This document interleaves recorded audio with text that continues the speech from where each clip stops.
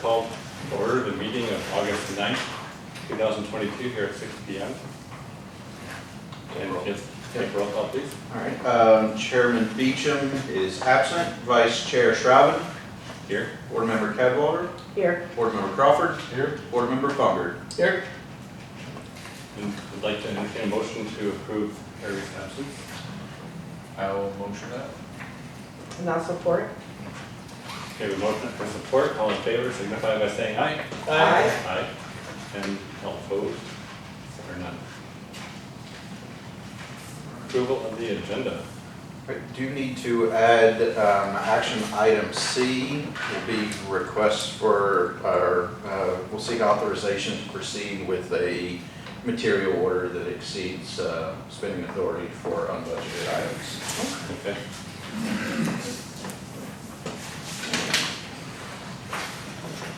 Right. Any other changes? Then any motion to approve the amended agenda? So motion. Supported. All right, motion and support. All those in favor signify by saying aye. Aye. And all opposed? None.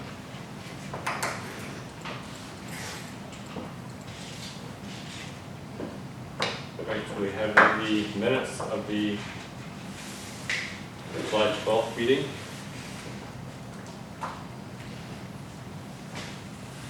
Any corrections or modifications necessary?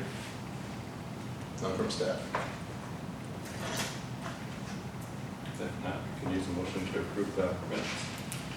So moved. Supported. All right, we have a motion and support to approve the 12th July meeting minutes. All those in favor signify by saying aye. Aye. And those opposed? Or none? Any, You want paper copy of the agenda too? I guess that would help, so I can scroll. Don't say it. Oh, Thank you. Yeah. For my take about football days. Brandon said card deal. Kind of a bartender. Yeah. All right, so then we have public comment for any items not on the agenda. I don't see any public present. In that case, we can move on to action items. So, first action item for board's consideration is a review and potential adoption of a return payment policy. Essentially what happened over the last couple months is we experienced a situation that got us, or had us motivated to evaluate just how we handle return payments, how do we handle the return payment, how do we handle repeat offenders, how do we effectively manage the risk associated with accepting non-guaranteed funds from higher risk customers. So ultimately what we started doing was looking at how we handle things and realized that we don't really have a policy, a board approved policy that kind of tells us how to handle situations of return payment. Everything that we've been doing had really focused on just procedural, a procedural process where customers were, staff was effectively managing the risk. We were being consistent, but based on circumstances that we found ourselves in, we were looking at modifying that. And as this is a risk mitigation policy or procedure, we felt that it would be in Lowell and Power's best interest to give the board the opportunity to adopt a policy. So a copy of the policy is in your packet. Again, we will provide feedback, but as this is a policy discussion, staff won't make a formal recommendation. But we did prepare a draft policy for you to consider. We developed the draft policy basically by looking at what other utilities in Michigan did. So we reviewed some policy statements from various utilities. I had some conversations with some other utilities that also found that they were more procedural and less policy driven in the arena, and it actually has encouraged them to follow suit with Lowell and Power and formalize their policies a little bit. But So included in kind of broad strokes, the two big elements are in the policy are customers that do have a payment return for whatever reason outlined in the policy would be required to satisfy that specific payment through a guaranteed method. Essentially, you can't write a check to cover a bad check. But again, we didn't have any of that written in a policy anywhere. And then the other piece that this policy codifies is any customer that has two return payments in a rolling 12-month period would transition to a customer that essentially would be a cash-only customer. Call it cash-only, but would really be, they'd be required to make payments with immediately available guaranteed funds. Certified check. Cash, certified check, money order, any of that. One caveat to that is we wouldn't consider financial institution errors in determining what payments are available to a customer. If a bank screws up, it's not a risk to us. Now, we still have financial damages because we're charged fees for having payments returned. So we don't do away with the fee. We kind of defer that back to the bank. If the bank's made a mistake, then they need to make it right with their customer. But as far as that customer, a bank making a mistake doesn't constitute a risk. And really, that's what this policy is geared towards, is helping mitigate risks associated with known customers that pose a risk. So we would ask the board to consider this, and we'll look for feedback on anything, any changes you'd like to see. But this is our stab at a policy, based on other utilities and kind of how we've handled things in the past. I thought it looked fine. I wasn't even aware that we took cash payments. There have been people walking into that office for 60 years pumping down cash. Nobody will pay cash at your food truck?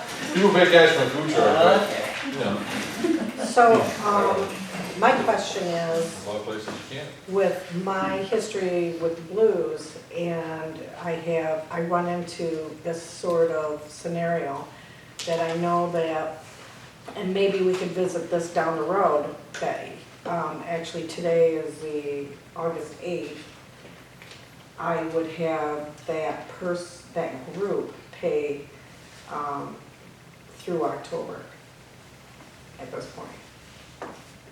I know it's like a slap on the hands, but because of the risk that we're taking, that if they need to come back and flip the lights on, we would give them what they had calculated or averaged in the past 2 months, and we would move it forward, because today's the 9th, September's already been calculated in October. And that's where it's one of the tools that we use to help encourage customers to get current, is if they have a past due balance or they have issues, we encourage them to get to a zero balance, and we'll dangle a carrot to incentivize that to some extent. But nothing to move them ahead. Nothing that guarantees, and I would definitely want to think through that. Right, that's fine. And just verify from a legal standpoint, can we require somebody to prepay for their electric at that point? Because we ultimately bill in arrears, everything that they're being billed for, they've already used, so Right, it definitely creates. which is your risk. Yeah, and that's what creates the risk. What we're lucky, we don't have a significant issue with bad checks. What brought it on was a commercial customer that It was a hiccup. And $3,000, $4,000 bill, then they go 2 bills, and all of a sudden, one customer represents a decade worth of bad debt. right. It definitely is something that we don't want to wait until we have a need to implement a policy. We want to be ahead of the need. But I think that's something we could consider if we wanted to get this on the books, or get something on the books and then look, if there's a need in the future, do we need to strengthen our position? Are we finding that these risks are materializing into financial obligations on our part, and kind of touch on it then, but I think there's a lot of, it's interesting, I'd never heard of a utility doing that, but it definitely piques my interest in Okay. how do we further mitigate risks associated with a single customer. Yeah. You know, you don't want to punish the residential class or the commercial class, you want to You attribute. don't want to punish them, but you Yeah. want to encourage them to pay their bill on time. And you want to make sure the rest of our customers aren't subsidizing their inability to pay, because if that bad debt just hits the bottom line, and if that bad debt blows up, it's going to impact the bottom line. We're very fortunate right now that our bad debt is in a great place. We don't have, next year's already looking pretty good. So we're in a really good spot from a bad debt standpoint, and we're fortunate. I mean, Lisa and Megan have a better feel for how many bad checks, but I know I've been told that it just doesn't, we're fortunate, it doesn't happen all that I'd say frequently. average one a month, two maybe in a bad month. Which is nice, because it's not what most utilities face, I don't think. Right. Okay. I just wanted to throw that out there. That's what I, Well, so it can be checked, you can also like pay the e-check. Oh, gotcha. So technically, a lot of people pay it that way. Can you bounce any check? Can you bounce an e-check? Yep. Yep. because it's a camp out overnight thing, isn't it? Yeah, so they'll run it and then if it, bounces, they'll run it again. And then, so usually they give you a second try, but then it'll come back to us if it doesn't clear that day. So are cash and certified check and money order, are those the only three that are immediately available? That's why I wrote immediately available guaranteed funds, and then just gave examples. But Okay. that's really just to give an idea, and to leave it, it's not about what forms, it's about what that form of payment accomplishes. So I tried to write this so that if something new came about, especially with these cash apps, Venmo, I don't know what is immediately available, what can be disputed. We don't want to take credit card payments because it can be disputed, and then ultimately, that's just a promise to pay. So I wrote those because those are the three most common, but didn't want to close the door and definitively only give examples. Definitively define what avenues were available when there could be another avenue that does exactly what we're looking for. But really the key is guaranteed immediately available funds. Okay. It might help to clarify, for example. So I took that to mean those are the three. Yeah. Yeah, we can definitely. If I took that to mean those are the three we would accept. Which those are I would think that would, I'm not aware of another one right now, but we can write, for Okay. example, but I'm also not gonna claim to understand Venmo's immediately. I don't know if that's disputable, though. It's the dispute that makes me nervous. Just sit in it.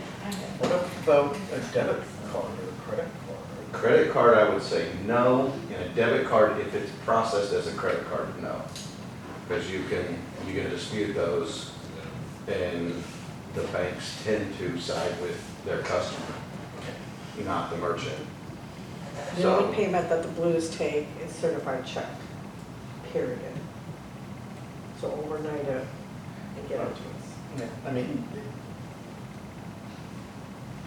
Yeah, we didn't want to be overly restrictive, but yeah, I think we could absolutely But that's just put, only for happens example, like once in a blue moon, so and not make it an informational have to piece, make not this a so piece of the stringent. policy Yeah. itself. I get that. Don't make it so stringent for our, There's some- because these are our neighbors. Well, has there been issues with like financial institutions that would do this, where we have, because you mentioned that if it's the customer doing it, but is there like a bank that for some reason does this repeatedly, or a type of credit card that they keep challenging?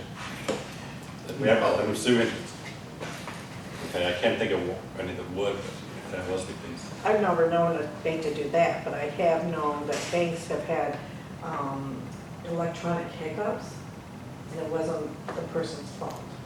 Right, so I saw we had that kind of exception at the bottom about, you know, we're not gonna hold it against you if it's your bank doing, they having issues.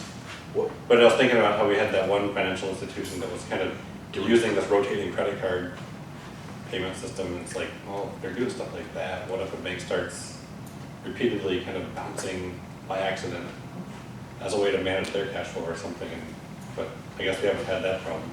Yeah, I just didn't know if that policy would apply to them too, or just, I would say, because ultimately we have a relationship with the customer and they're responsible for making sure their bills are satisfied. They're choosing that avenue to satisfy that payment. And if that bank is not honoring theirs, then we still need to hold that customer accountable, and that customer needs to hold the bank accountable at that point. Because we receive fees from our vendors on return payments, and so we still experience financial damages associated with it. Yeah, I mean, I think we should make it a point, give the customer that counsel, that, like, they. Oh, and they do. Yeah. Because they usually, can you waive that fee? And I know I specifically spoke with Julie about, Sorry, oh, Jeff Dickerman just pulled in, I was just gonna see if he needed something. all right, okay, tell them to join us. So I think, He went around back, he didn't come back around yet, so I don't know. so, Maybe he's going to the board meeting. and I'm glad that you brought up with, you know, do we waive the fees? Is that policy clear? Who walks in and will just waive the fee this time or what have you? I We knew that tend there to, was we tend to, as far as which fee, some- the late fees, we have a kind of more set policy, but as far as waiving, return check fees, we don't typically do that. Right, because that's costing you. Because it costs us money. But waiving late fees. Late fees is a policy, or is that a procedure? I think it's a procedure. More procedural, but it's Okay. very consistent, it's twice in a One year. in a 12-month. One in a 12-month period, Okay. which is very generous. And these are, this is being held to the written procedure or? Yes, we adhere to that. That's a very consistent, it Okay. happens. And the key is, anything that happens consistently, it's easier to handle on a very consistent Good. basis. Yes. One of the reasons that we want to codify this is it doesn't happen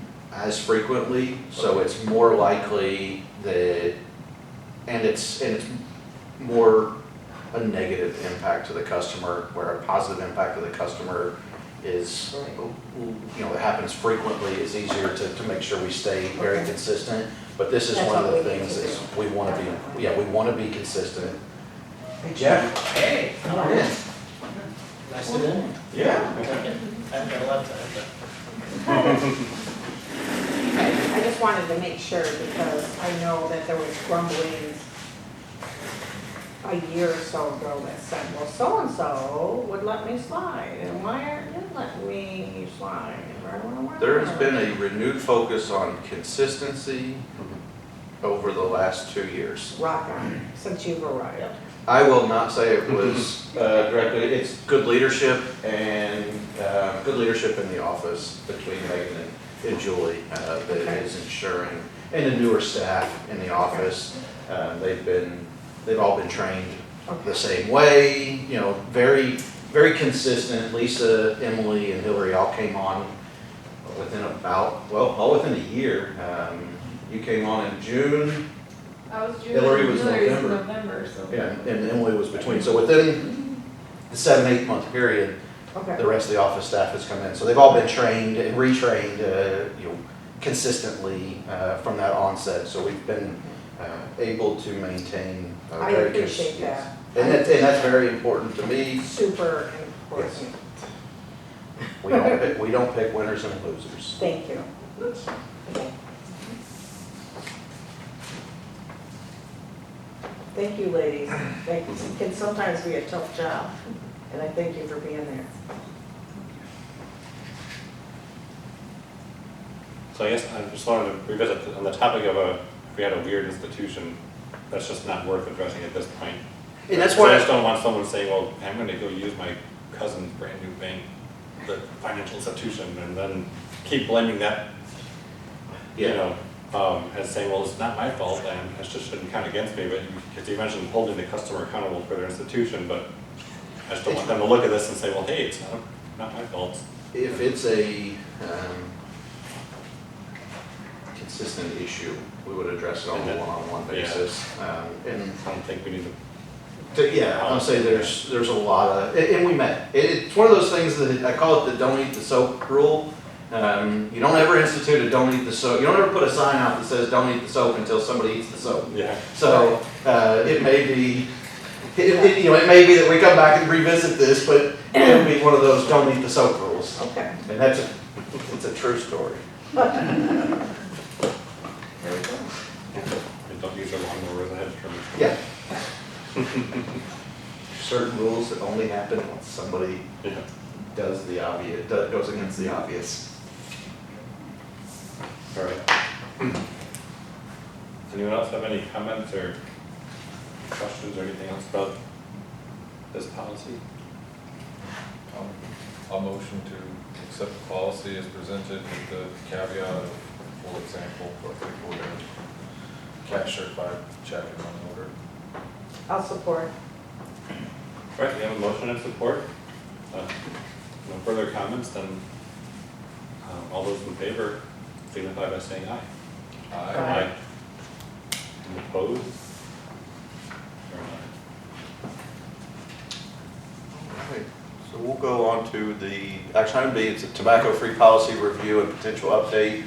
And Mr. Dickerman's joined us, and I think he was on the board when this policy was implemented, so he may be able to share some commentary, because I was not general manager when this was implemented. I've heard lots of stories, but the understanding that I've gotten from multiple people is when we initially implemented the policy, there were accommodations made specifically for some staff members that were tobacco users at the time.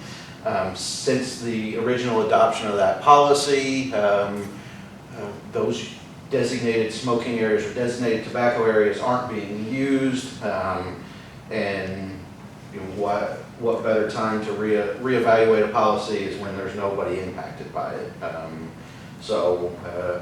It was brought to my attention that this was kind of the story, so we are proposing for the board's consideration an update to the policy that would essentially eliminate the ability for an employee to utilize the tobacco-free or the tobacco use areas, and would prohibit them from using tobacco in their vehicles while on our property.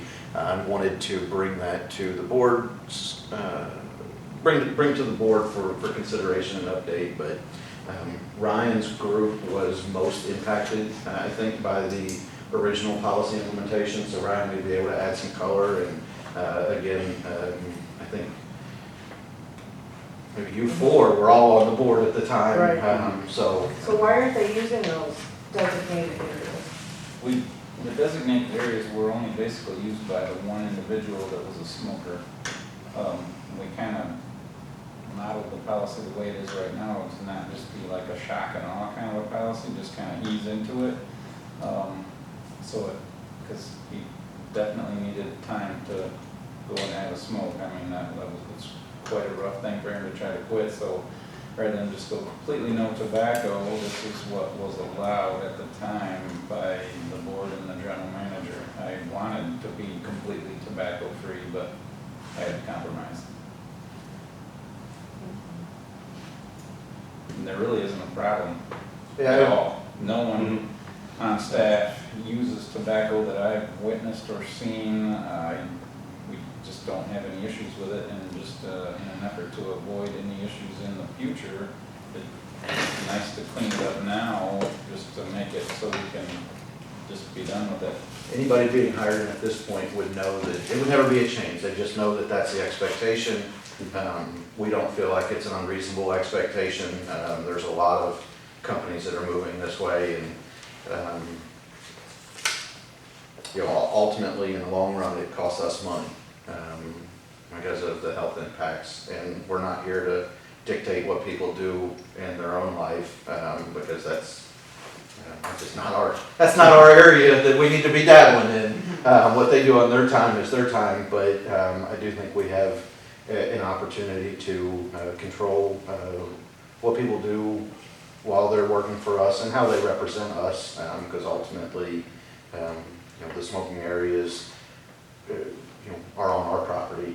They are, whatever, people have their opinions, and it reflects one way or another regardless. So, while it impacts nobody, we thought it was a good time to reintroduce the topic and see if the board had any interest in carrying the policy all the way through to a tobacco-free, being a tobacco-free facility.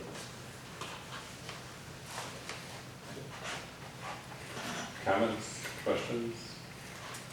I don't know of any company that lets them smoke. To be honest with you. There's a lot of, I never, until this conversation came up, I didn't notice all the people that, Jeff, you noticed them. I remember. Yeah, I remember. People that wander out into the street and smoke, but it's all because they're leaving properties. Property there. It's more, I've noticed it more with the cannabis facilities, because I think I don't think you're allowed to smoke on the properties by state law. So that's kind of what got me noticed when you see random groups of people standing on the sidewalk and question what's going on, but, so I don't think we'd definitely not be, on an island by ourselves if we restricted smoking during, work hours. The policy did help us out a little bit too with our neighbors, because it was kind of a running joke, sort of, as we left to go out and come back in to work all the time, in and out, as we do things throughout the day. It was like that area out there by the road, Chatham and Smith, was like Smoker's Alley. Because a lot of workers over there, like I don't think there is a worker over there that doesn't smoke, and they would sit up on both sides of the parking lot because they parked on both sides of there before we remodeled the parking lot, and it was pretty rough sometimes. So this is a little bit more of a tool to help mitigate that a little bit too.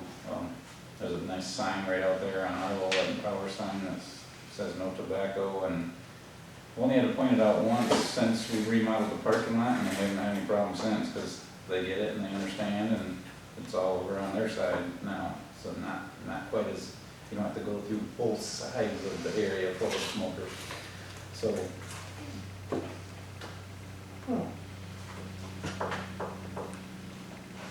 It's time to do it.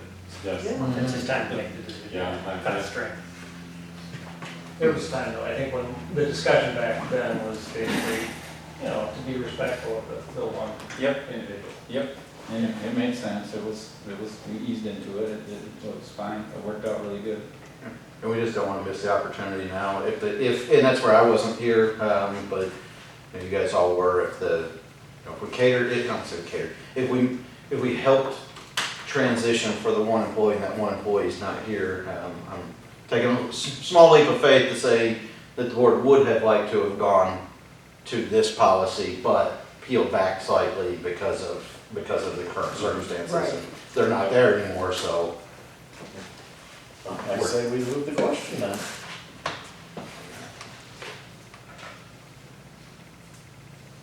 Alright, I'll move that we accept the policy as presented. Supported? alright, we have a motion and support. All those in favor signify by saying aye. I, Opposed? Hearing none. Nice to have that, that's, so this is item C, right? Yep. Item C, so we'll just focus on, without getting into all the details, because it's really a whole lot of stock items that we're just replenishing stock. But essentially what we ran into is more of the same.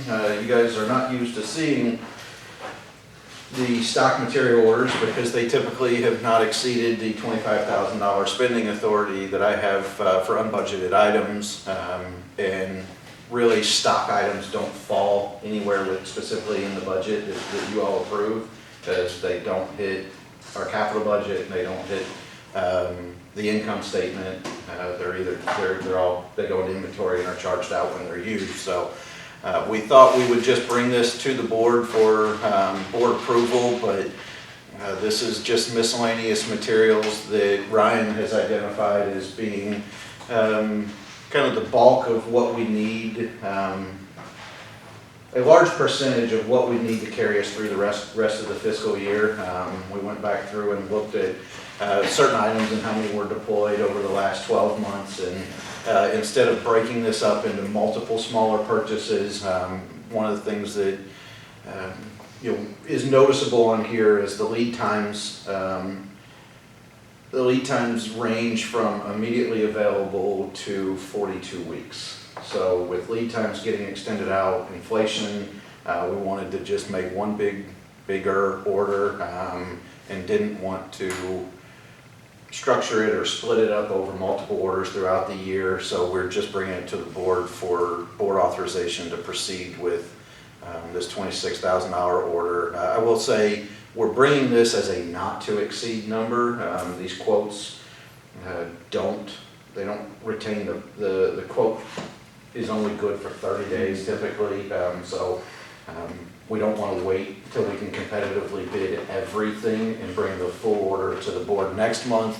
But ultimately, this is kind of worst case scenario. This is the supplier that we buy the vast majority of our material from. So the number would be not to exceed $26,346.43, but each individual line item is competitively bid, and if we need, we will separate them out and give the lowest bid price on each individual item to different vendors. So this total could come down some, but from what we've seen, we don't think it's going to get under the 25,000. So we're going to go ahead and bring it to the board and make sure we get authorization to proceed today, so that the quote doesn't have to be requoted, or the bids don't have to be requoted since they would expire before our next meeting. Are there any scenarios where you might not take the low bid just because it's going to get here sooner? Absolutely. Okay. But luckily, I don't think that's an issue. Ryan plans ahead. Really, only that only comes into play when we've got more of a surprise purchase, or we get somebody calls and said, "Hey, I need something now." And then it's a matter of, well, the availability trumps the price at that point. But no, Ryan he and Megan both had their hands full trying to plan 40 plus weeks out. It's tough to know what you're going to need in a year. But they've done a great job, and but I don't think that will be necessary here. The goal I've not heard anything that would have justification to deviate from the low bid. Okay. And we don't bid it out as a package. We bid it out individual line item by line item. So that helps too, because we can pick and choose individual items instead of having to take the whole package, take everything in its totality. Even my dentist was complaining about supply chain issues. We're going to have some more discussions on that later. So, not dentist, supply chain. I don't talk about the dentist. It's not while they're working away. Yeah. Good. I'll motion to authorize an amount not to exceed $26,346.43 for the inventory stock items. I'll support it. All right, we have a motion and support. Any further discussion or comments? All those in favor signify by saying aye. Aye. And opposed? None. So, good luck. All right. So, Lisa's up. Lisa is going to give us an update on the Energy Smart program. You want to stand up?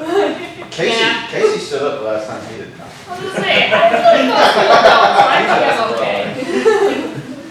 But I'm Lisa, I think everyone knows me for the most part, but I manage the Energy Smart program. It's called many things, which we'll go over, but to start off, just kind of talk about past, present, future, just to give a general overview. So in 2016, they did Public Act PA 341, which is when they required establish a requirement to reduce 1% of our energy sales through energy savings. And it had a built-in sunset of that December 31, 2021, so that just ended at the end of last year.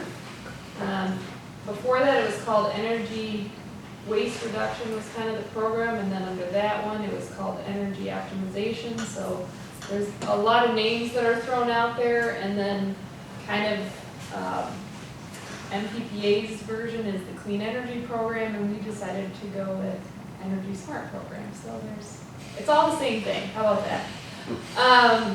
And so with that sunsetting, MMEA encouraged all the municipals to go ahead and continue a similar program. The board supported that, which we appreciate, of a similar program, and MPPA and Franklin Energy kind of both helped, actually me, Charlie, kind of evaluate the program and make the current program that we have now. And then the possible future, we just want to throw that in there, there's talks of the My Healthy Climate Plan, and that is recommending to reinstitute the energy waste reduction for municipals and co-ops, which is what we're in, at a rate of 2%. So before it was 1%, and we hit that number, but 2% is a big jump. That's doubling the requirement, and we're kind of hoping that that doesn't happen. But, so the next thing is kind of benefits of not falling under that legal requirement, and having the cell phone program, which is what we have now. So the first thing is obviously local control, because legislation is going to be something that's for the whole state, not necessarily our community. So we like that with public power, the decisions are made at the local level, so I'm trying to shape it to our customers and what their needs would be. Flexibility too, without having to adhere to requirements. We can change budgets throughout the year, adjust the program as needed. Like, we just kind of did a 6-month review of it and moved some things around. So that's obviously a big benefit, and not having to work with the state on any changes or make sure they're informed and all of that. So good flexibility there, and then obviously less cost, because with the legislative requirements, there'll be built-in requirements for like an evaluation, which we have to pay for to prove that what we said we spent the money on, and the customers that got it, to make sure they received it. They call a select number of people, ask them if they installed the things that we gave them, and we kind of get rated on that overall. They just take a sampling. So the sampling can be good, the sampling cannot be good. So it does add cost and fluctuation in there. So we're just letting you know it's important for us to show the state that we can deliver the value to our customers without that legal requirement. That's the goal of this year, I would say. Yes, and I'll reiterate that we've talked about it some here, it's a major focal point, something that MMEA we're pushing really, really heavily. Like Lisa talked about, one of the foundational principles of public power is local control. You all make the decisions for our community. You all know what's better for our community than the legislatures in Lansing. The legislatures in Lansing are looking at what impacts the state, and typically programs are geared towards your very large IOUs because they serve the majority of the load in the state. So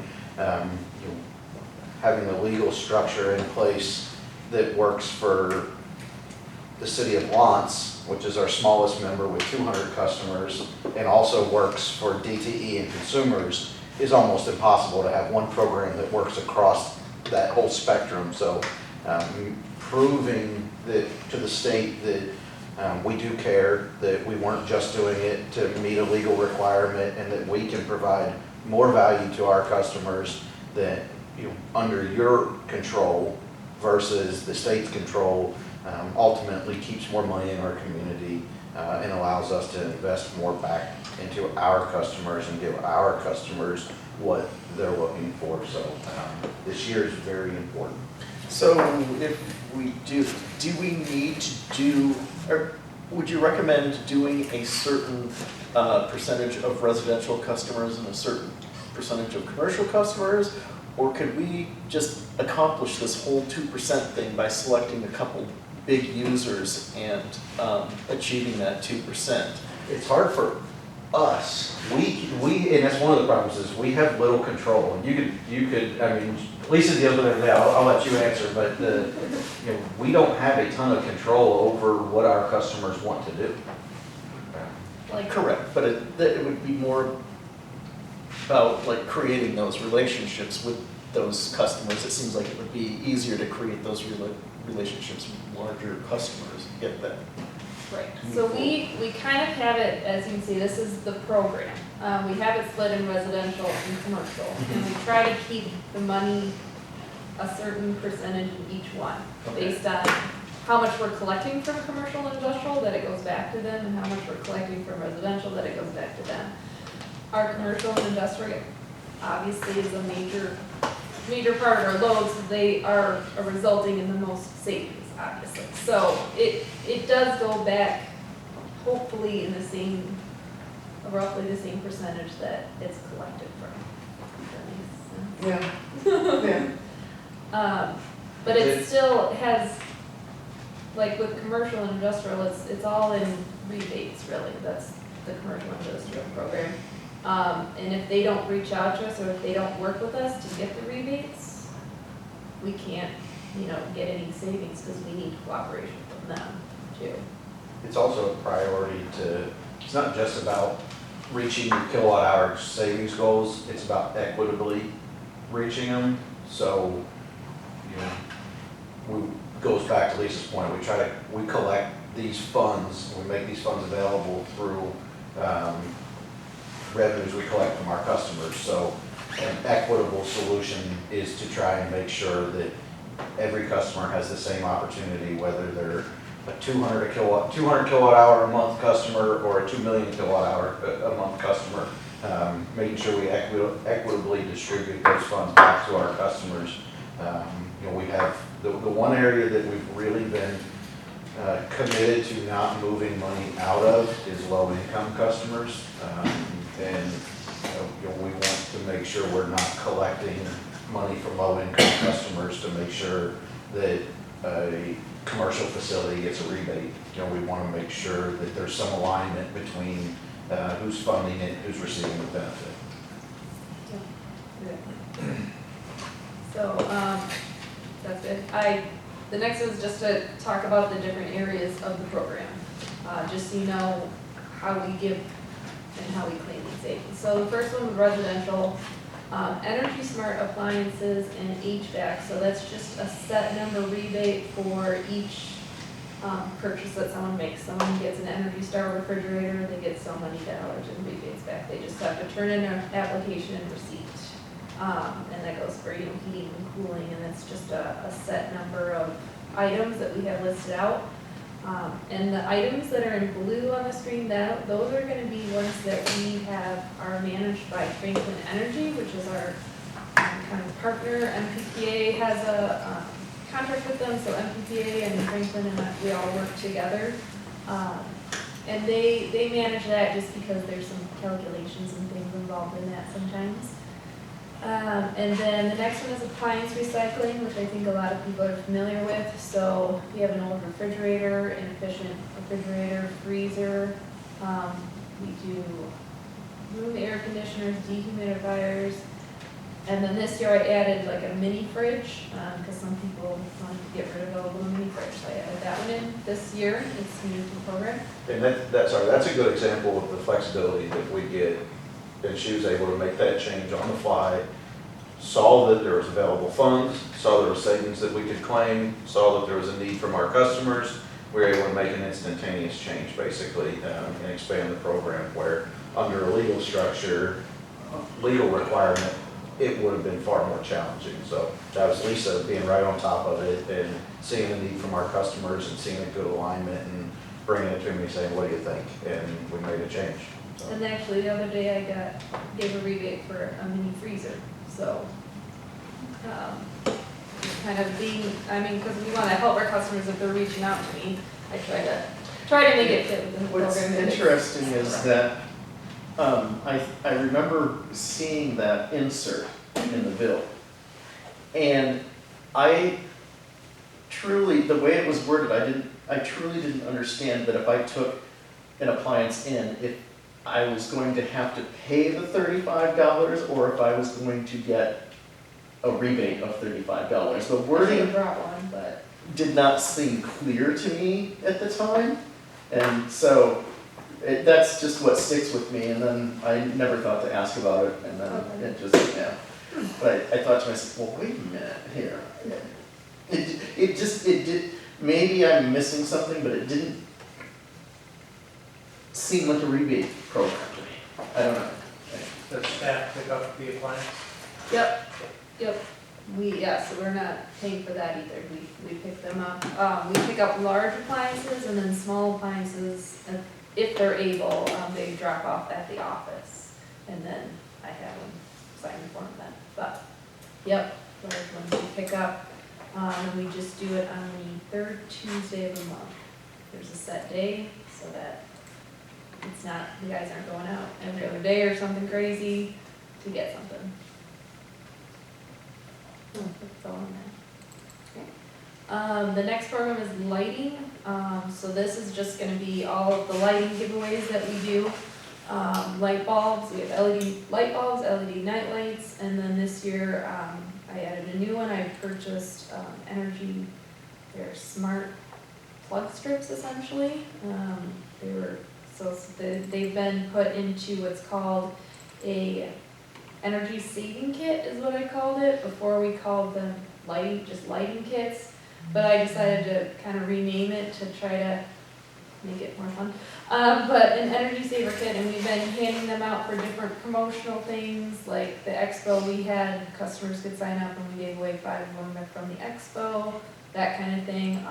And then Public Power Week coming up, we're planning on giving away a bunch during Public Power Week, stuff like that.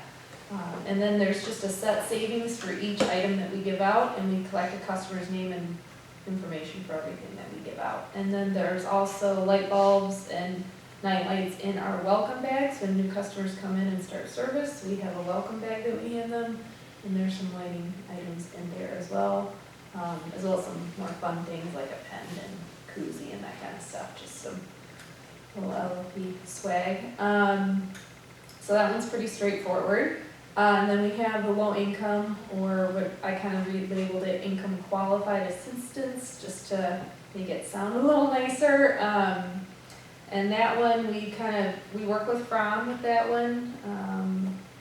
I've been talking with them about it, and we use the same qualification that From does, which is 300% of the poverty rate to qualify as that. And that's, giving away the lighting kits, just helping in any way that we can. We haven't done any, but in the past we've done energy audits, but there's also a state-run program that's actually even better, that we kind of point people to that instead. But if necessary, if they are really having problems, we would go out to the home and help them figure out where they're losing energy, that kind of thing.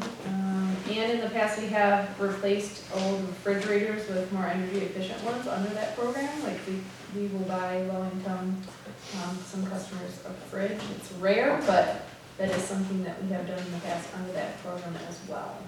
And we're always kind of looking for new ways to help out that bracket of customer. And then education and pilot, they're both in the residential and commercial and industrial programs. So those are just funds. The educational fund is just to purchase educational literature and what we do to educate the community. Part of that is some of those funds go to our Cherry Creek program, which is we go and visit the 4th graders every year.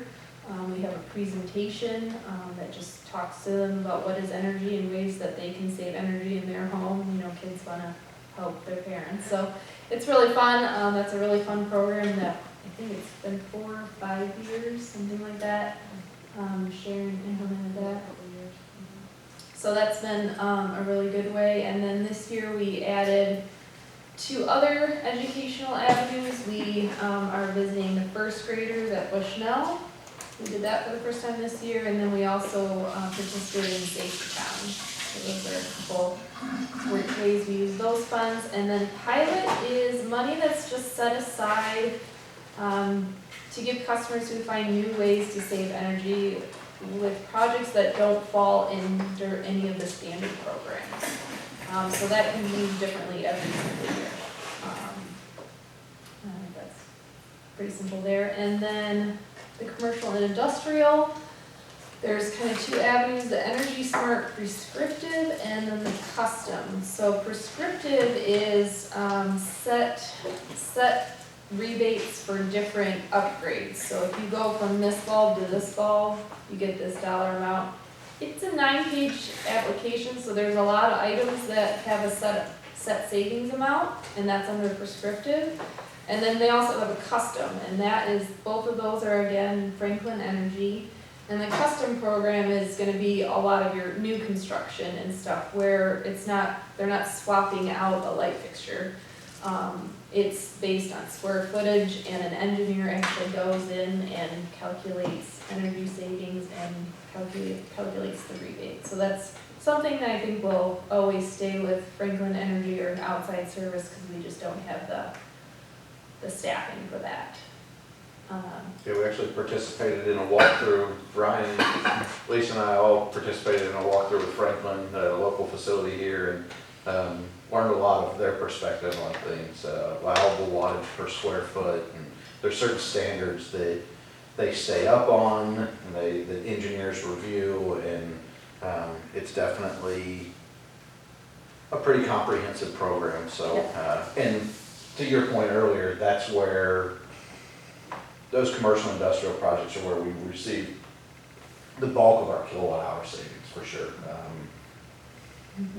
Very large numbers in single projects.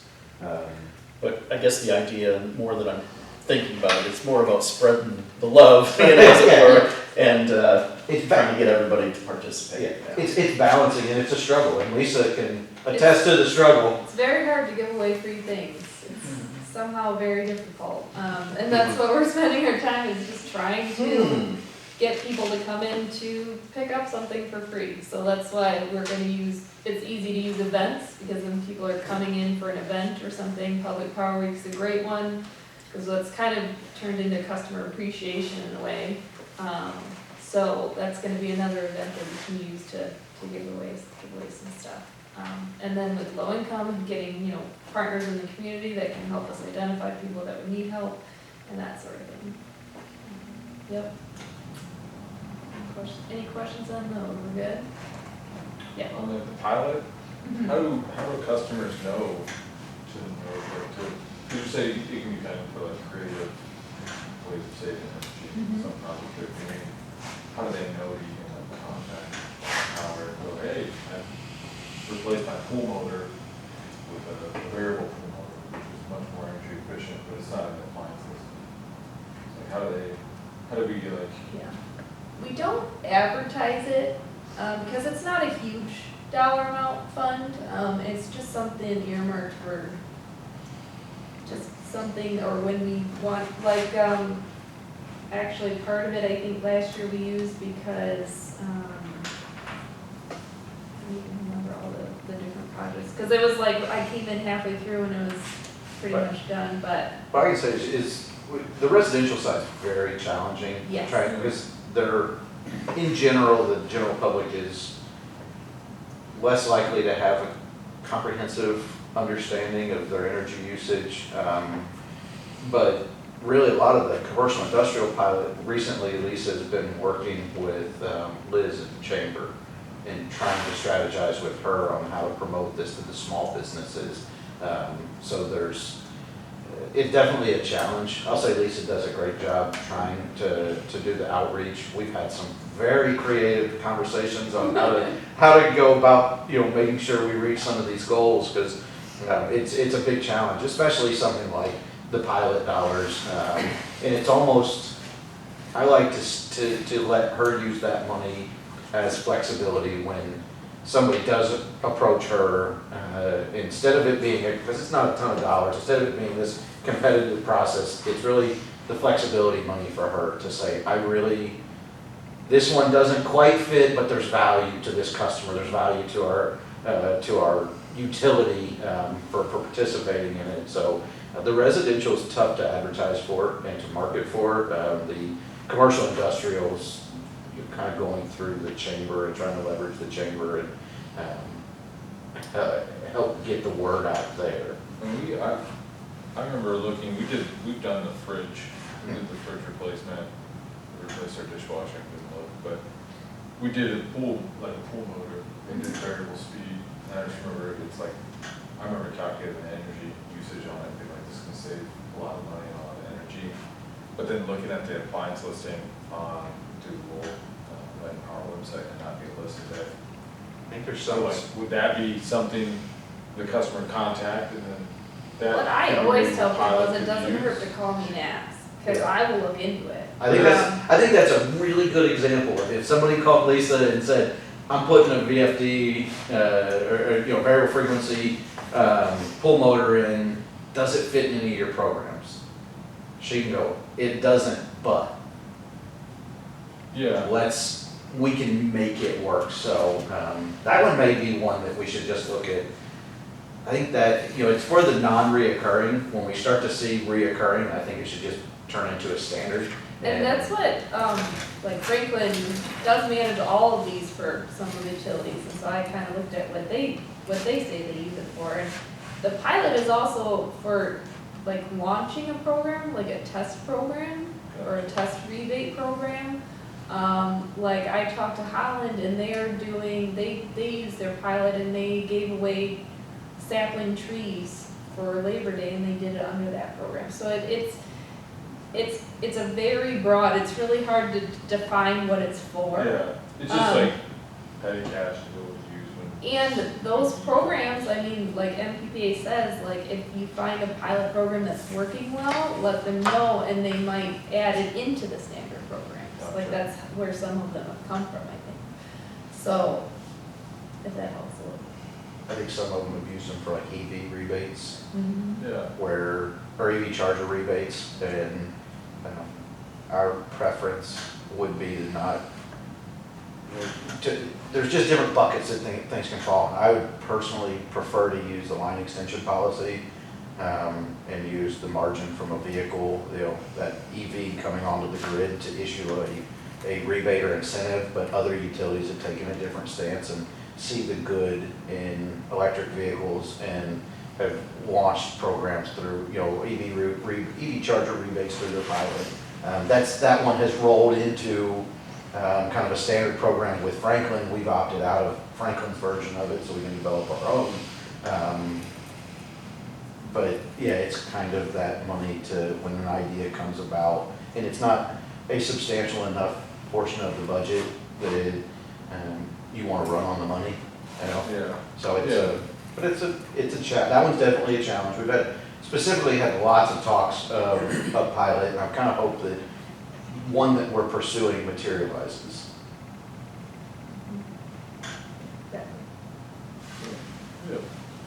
So the next thing, this is just kind of the numbers we've hit the last 5 years. And as you can see, we always exceed. The prescriptive and custom, we always hit over the kilowatt savings. We don't go over in budget with those incentives, but that's saying that we hit the budgets and this is the percentage of the kilowatt goal, which is, that's kind of the more important number. They both are, but that's what we're judged by if we're hitting those numbers. And as you can see, not all of them hit 100% every year. It's kind of an up and down thing, but overall we're doing good. That's kind of where I want to show that. So are those all measured as they're essentially theoretical energy saved, right? It's Well, yeah, because we use a database that we draw the numbers from. yeah, the MEMD, Yeah, Michigan MEMD. Energy, I don't even know what it is. Something database, the decent. Yeah. So somebody puts in like I a, go there, but I just don't even look at the of it. Yeah. So So they- like, go ahead. I was gonna say, so the way it would work is if like somebody puts in a energy efficient fridge, that we would get credit for, you, like data would say, well, that fridge at this rating is compared to an average would be this much savings and. Yep, so there's a set amount for like a fridge replacement, and then like recycling one is, there's a different amount. They actually have a number for recycling a fridge. It's something that Okay. somebody else calculates, and that's what we're supposed to use. I'm glad, because I don't want to try to calculate it all. Well, and part of it was with the legal requirement, you know, you had to create consistency across the board. So the state determined these. What went into those, I will not. 1%. Yeah, I was gonna say, I will not claim to say that the state did a comprehensive job, because I don't know, but also say I don't know if it's what standards they used or how they derived these, but we continue, because the requirement still continues for the IOUs. The law only sunsetted for municipals and co-ops, so the IOUs, we're still playing in the same playground to make sure that when we do go back to the state and demonstrate to them our ability to provide value, it's under the same parameters as the IOUs are using, so it's still the same goals and same kilowatt hours, same resources are determining how we calculate our savings. But we don't have control, and I quite frankly I don't think anybody has a ton of, our staff has a ton of visibility into how those numbers were developed. But it does look at, for new construction, it looks at what's the wattage per square foot? And it looks at what your actual wattage is and what could you have done the job for. So new construction's a little more gray because you're not actually taking things off, but it kind of uses a known standard and compares you to a known standard. With light bulbs and some of the smaller ones, it's really challenging because you really would have to physically know what bulb it was replacing, what were the usage characteristics of that light. It gets way too granular on a lot of those projects, so that's why they've established these, 60 watt equivalent LED, you get this much energy savings. So yes, it's all theoretical energy savings. So Okay. if I buy a new refrigerator and people haul it away, is it better for you guys to come and pick it up than to have them haul it away? Do you get the same credits, or how does that work? So we give you $50 to take your fridge, otherwise you probably, They're you taking- get nothing Yeah. if they take it. That's kind of a no-brainer, Jim. So, Yeah, but they're there, they're taking it out, they're hauling it, I don't have to make another call to Power and then send it out on a Tuesday, remember that for $50. But I see your point, I didn't know how the yeah, credit. it helps us hit numbers. Yes, Too. exactly, okay. I mean, I mean, just our think of appliance the recycling is work a you good would save thing. having to pick up appliances if you kind of set up the way Jim's talking a little bit, you go out and evaluate, okay, here's the new one, here's the old one, somebody else is hauling it away. Our guys don't have to do any work at all, and all we're doing is giving them some money. Yeah. It's saving us work. I saw the stats, I was curious. Yeah. So- we give you $50 for taking it away, and then we give you another rebate for buying an energy. Yep. Yeah, because that's two, that's Right, exactly. yeah, that's a two separate, Right. it's not an all-in-one, you buy a new one, we give you credit for removing old, and part of it is, Yes. you don't want to roll them into one, because I think, I don't know how many people in this room do, but I'm betting half have a refrigerator in their garage.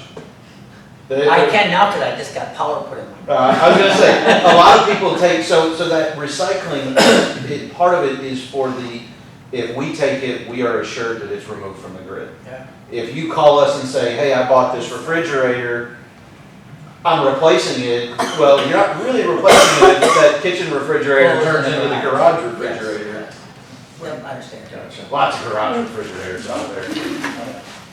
Under educational, so when I saw that, I thought, wow, does that mean that for example, a friend of mine's grandson grabbed 2 shower doors and built a box and spray painted pipes and made a solar water heating Cool. ugly thing outside. But this kid is taking garbage and I went over there, I went, what are you doing? And he was showing me it. And so is that part of your educational? Like we could say to young kids,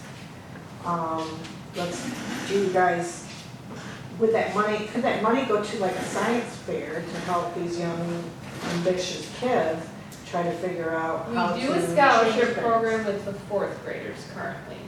So Okay. we Okay. have a Okay. scholarship program for, when we go, we do this presentation with them at their school, and we send them home with an energy audit that they have to do with their parents. And if a class has 20 students, if 80% of them turn them back into us, that classroom gets a $100 scholarship. Okay. So we're looking for ways to, like, things like encourage. that, and that's part of the, Science. There may be something worth exploring with the pilot money there. Because right. we've got young kids that are thinking outside the box and they see the landscape, with the energy problem or roaming and what have you that they're hearing, and of course we've got rocket scientist guy here that's got 2 very smart boys that, I would love to see that, just to see ambitious kids, instead of getting stifled, they're encouraged. So, and like I said, my kid's grandson, when I pulled up, I went, what is that? He's like, oh, and he showed me that, that hot water came out of it, and he showed me that it's not, that was simple energy that he had there for, so it was just something that he was just so thrilled with 2 ugly shower doors. Ugly. But it worked, what to do. So that would be interesting, especially for the Lowell school system, for us to look at, young scientists' opportunities. Yeah, we can look. Perhaps, I think. But that's, I expect the original question about education. The education budget's more towards us doing the education and making sure Lisa has the resources she needs to go to the 4th grade class and educate them on energy savings tips, or if we're gonna talk to 1st graders, or it's about, making sure we have the resources, or us hosting something. But that's also why we keep that pilot money sitting out there, is for things that don't necessarily fit, but we like the idea, and I think you piqued my interest with the idea of finding a way to partner with the science fair, or level science classes, STEM class, student, something like that to, I don't know what it would look like, To but get them there's. questioning, how does that work, to get, because they definitely want to save the world, so to say, so these young children, they don't want to move to Mars. So. Thank you. Okay. Sorry, I have another question. So have you ever considered trying to measure savings in any way? The only way we could probably do it is just statistically, but I guess it just occurred to me that if you mentioned that we record everybody we give rebates to, or that as part of the program, if we compared their energy usage over the next couple of years compared to the average one, and if we saw that their increase was less than somebody else's, could that kind of indicate that some of that education kind of influence? I don't know, it's just something to consider that. It seems like it'd be kind of nice if we could actually say, hey, look, we found that people that were in touch with this program, their energy, increase was less than our typical customer by probably not a whole lot, but I'd say, I think there's so many so many variables. But if you did Yeah. have over 3,000 customers, you might have a trend that if you could point to that, that's going to be further proof that your program is working. If you're trying to I would put that in be, the state. I would be more interested in seeing the state, on a state level, Mm-hmm. do that, because I think from a staffing standpoint, I don't know how feasible it is, and to try and decipher the variables. I would love to have, reminds me of, I still have a theory, and it's since been confirmed that prepaid customers use less energy than non-prepaid customers. And Salt River Project out west, massive municipal utility in Arizona, they have a research department, and I was talking with the director of the research department, and they were able to calculate that it's somewhere between 17 and 20% energy reduction from a prepaid customer. I only bring that up to say that they're a million plus customer utility with tremendous resources, and they said that analysis was very, weeding out the variables was very challenging for them, and you really have to look at individual usage patterns, and as soon as you throw an extra kid, there's all the variables that over a large period of time, unfortunately, this program probably has a smaller impact on anybody's usage than a variety of other factors. So it makes it, you really have to have a very large data set to really We have start. 2,000 customers. I would say, I would love to see the results. I mean, if we had 500 customers that over 2 years took part in this program, and we compared their usage for the next 2 years. I don't think it would be that quick, because It over might not be, I know, but. over 2 years, weather's gonna play a far bigger, you'd have to But weather. for everybody. Yeah, but you'd have to weather normalize, and there's no such thing as you can only compare your usage before and your usage after, because there is. Yeah, but I'm talking about in aggregate, right? So you take the 500 who are impacted by the program, look at their usage in the first 2 years, then look at it in the next 2, see how that compared to everybody else, first 2, next 2. If there's a difference, there might be a correlation there, right? So, I mean, if you have, I'm not saying you have to go in there and look at every house and say, okay, what was the weather on that day for your refrigerator? I mean, you don't need to do that. But just something to consider, maybe it's doable, but We can look into it. just the thought is that having some actual savings, we can say, hey, look, it's highly likely that this savings was due to this program, and this is measured savings, not theoretical. That might be worth something. How does it work if you're giving light bulbs away at Riverwalk or something like that? Do you ask for their ID? Are you a Lowell customer? That's Or- why we don't do the big giveaways for that stuff at really big community events, because we know that at least half the people aren't gonna be our customers, so we can't, and we're not gonna ask for their names and everything, for everything that we give away. That would get a little, like, people would think we were strange.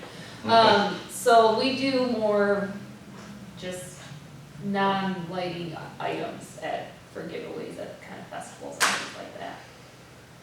And then that's why Public Power Week is gonna be a big one for us for giving away, just when people come to our office and we know that they're our customer, they're paying a bill, so we already know their name and everything, and we just jot it down. Do you have a way in your billing software to know if somebody has picked up a pack of light bulbs or, I don't know? It's not there, but it is tracked Yeah. in a place that anyone could access it in our staff. But it's not like through the billing software per se. So it is tracked. It is tracked, and there's like limits, like in each year, it just starts from 0 again. So somebody could get a 4-pack of light bulbs this year, and then they could get a 4-pack next year. It's just from year to year. There's a Yeah, well, you could actually probably, I don't know, you could create it as an item in the software, and you can see, if somebody's coming in, taking advantage of it. Well, we're offering it to them. I don't know. I don't know if that's something that. I just don't Could think be that in there. 4-pack light bulbs will make a dent in 806 Lafayette. Light bulbs are, they're very small. I'm saying, Right. and that's the thing, your lighting's, there's all these different statistics, usually 15% of your energy usage or so Yeah. is tied up in light bulbs, so the vast majority of it is tied up in heating, cooling, cooking, Loud stereos. every other thing, yeah. But lights have become very efficient, especially with LEDs. It was the low-hanging fruit for a long time. And it's still low-hanging fruit at the commercial industrial level. Okay. Yeah, But well, there's still a lot of commercial and industrial that are still need to switch over to LED, but and it's a yeah, lot- in the residential, it's becoming a less and less of a program, Yeah. because everybody has LED now. So getting to that though, if my union rep was here, that my union rep would say, well then, why don't our company send people home to work from home instead of heating and cooling our huge building that we have downtown Grand Rapids?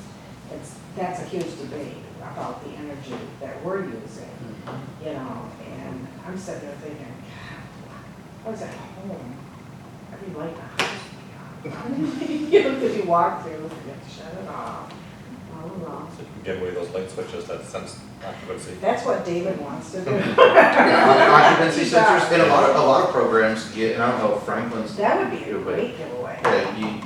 you usually get a higher rebate level. There's usually a savings associated with the light conversion and a savings associated with deploying an occupancy sensor. Yep. I don't know, I've not heard much about it. This is more speaking from previous experience that I've seen other programs, but We put them all in our bathrooms during COVID over at the shop.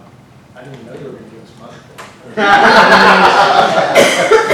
Just for hands-free. Just for hands-free. Makes a lot of sense. And that kind of brings us into the next part. I was gonna say, just things that focused on this year, and a big one is a focus on customer education, because I feel like when I came on, I was like, I don't feel like our customers even know that we have these programs.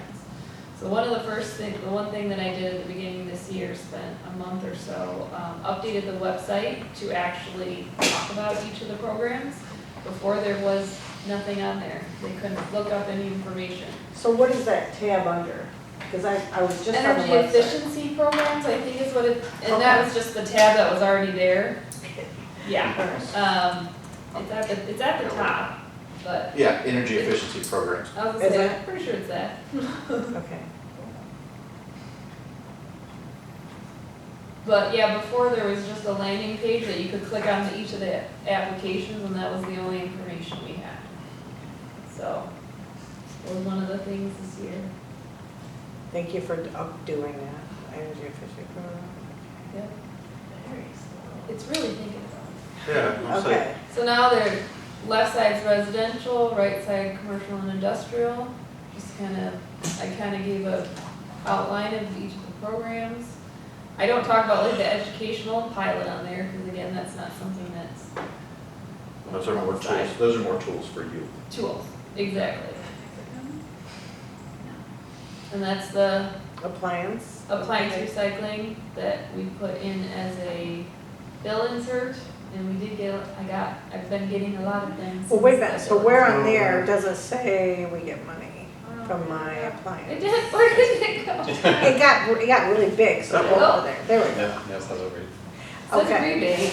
Okay, because that didn't, okay. I was Now, gonna say, I haven't had anyone call and be confused that they were getting money, okay. but Yeah, It didn't jump off the page to me, that's the thing. I guess I wasn't clear. Am I getting a rebate for disposal, or am I getting, because Receive the up to rebates. and- disposal could be more, you know what I'm saying, if I had Red Creek come out, and get my refrigerator or something. Red Creek sucks, don't talk Yeah. about them. So I guess that's, Great. Struck a nerve. I thought too deeply about it, I think. You're too close to the situation, you know it, yeah. So space heaters wouldn't qualify? Oh, wow. it's not for recycling.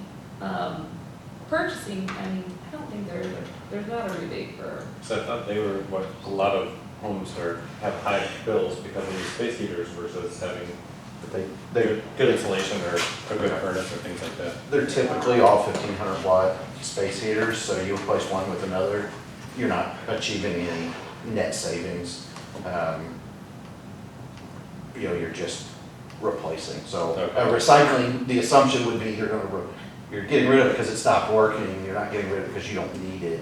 And if you no longer need it, there's probably rebates associated with the energy efficiency upgrades that you did that makes it so you no longer need it? Did you Okay. put new windows in? Did you add insulation? Did you do other energy efficiency things that should capture some rebates elsewhere? Okay. So website marketing, added community outreach, I said we, Bushnell and Safety Town was the first time doing those programs this year, and we definitely had great feedback and definitely plan to continue with those two. And then just kind of where we're continually looking for new program avenues, like some of the stuff we talked about. And I know I knock on Charlie's door all the time, what do you think about this for the program? And we're definitely trying to look to improve the program and always looking for ideas and reaching out to the community, like Liz at the chamber, to like reach small businesses. I went to the breakfast and talked to some business owners about it there, so that's kind of where we're going with that. And then the last thing was just gonna say, for you guys, what you can do to help me out is be an advocate for the program and point customers to the website for information, or have them call me. Like, if they don't know if they can get a rebate for something, they don't wanna look it up, just have them call me, it's fine. That's what I'm there for, is to help them get something if I can.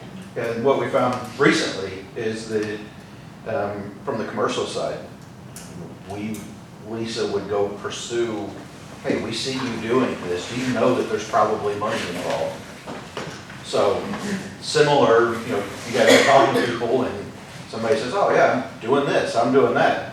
Oh, you should call Light and Power. Talk to Lisa, there's probably money in it. And it may not be big, but I think we give up to $4 a light bulb. If somebody goes to Lowe's and buys their Aces and buys a bunch of LED light bulbs and brings a receipt in, we give rebates for those, just things that people don't think I can call the utility and get a rebate for this. So it's a lot of education, and part of the education is as we hear people talking, as you guys hear people talking, point them in our direction and we'll give them some free money. Yep. And like, I just had a customer call, bought some light bulbs, all I did was have him send me the receipt. I filled out the application and submitted it and everything for him, so he didn't even have to do anything. So, like, I'll do it, you just gotta get me the receipt, literally. And I need to know your name and your account number. That's about it. So. Sorry? Yeah, if you purchase one, there's a rebate for, I think, $1, I believe. Yeah. Electric stove. New build electric stoves on there too. The one I got is really. Well, that's not one that I energy manage, so I don't efficient. stare at them all the time. Yeah. I'm like, shoot. If it's got an Energy Star It does. rating, there's probably a greater than 50% likelihood that there's a rebate. Yeah. We'll say that. It's more like, I don't want to promise anything Yeah. and go, oh wait, that's the one thing that's carved out. So I bought it in April, am I still eligible if I bring it? It just has to be within the program year, so Okay. if By it was the end of the purchased year. by December 31st this year, I mean, you can I'll even give- give me the receipt after December 31st, I'll as give long her as it's that. for the year. Yep, That's all that's. so that is it. Any other questions? I love it. Thank you for joining us. And Lisa's been out of town, and this is her first day back in town, so I've told her I'm perfectly comfortable with her heading back to the house at this point, so we appreciate you coming by and rearranging your schedule to be here. I have one more. Yeah, that's fine. How do like solar panels, geothermal, like those kinds of things play? They play with these programs at all? The solar panels, you usually answer that one for me. Not specifically yet. Those aren't They give CE you a energy, they're just, 26% rebate from the government, from the federal Yeah. government. I was gonna say, there's tons of rebates. Rebates, your solar, you really can leverage the investment tax credit, which has tons of benefits, but specifically for our program, there's not, nothing at the time. It's one of those things that we're continually considering, and it would be a very technical evaluation, and we would really want to partner with Franklin Energy on something like that, because it would be new out of the gate and making sure we achieved the results for the dollars that were spent would really, we would need to rely on somebody with a deeper experience level with, specifically with solar, also with how it plays into these programs. So currently there is not anything available for that. So essentially is- Consumers is doing anything right now, we just signed on contract today.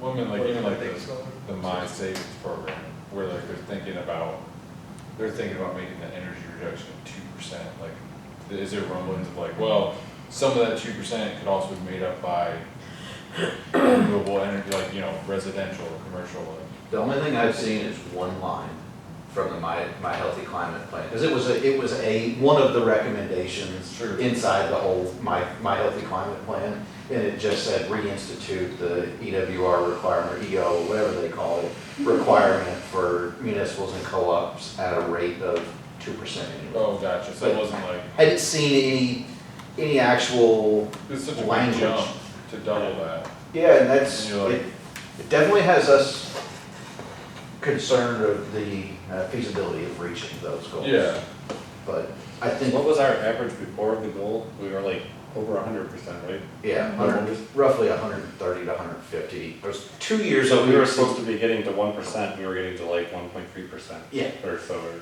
There was a couple years that we exceeded 2%, and that's a caveated number, so sure, that's still, that's a, I'm just Well, trying to get a But both run of year those were based average. on a commercial and industrial, somebody did a huge project. yeah, Yeah, I mean, that's not something that we can big duplicate. difference. right. yeah. But So we, I was just trying to get a rough idea of how close to 1 or 2% we were, and this kind of does that. we fall pretty squarely in the middle. It would be a challenge to get to 2. We can usually get to 1, Yeah. but again, a lot of it is based on, that we have to count on such big chunks coming from commercial and industrial, and we cap out our incentive at $10,000. These programs, or these projects, $10,000 is great, but it doesn't, it's not the piece that makes the project cash flow. Mhm. So it's not really a catalyst to do the project. It's just a good, it's icing on the cake for some of these really big facilities.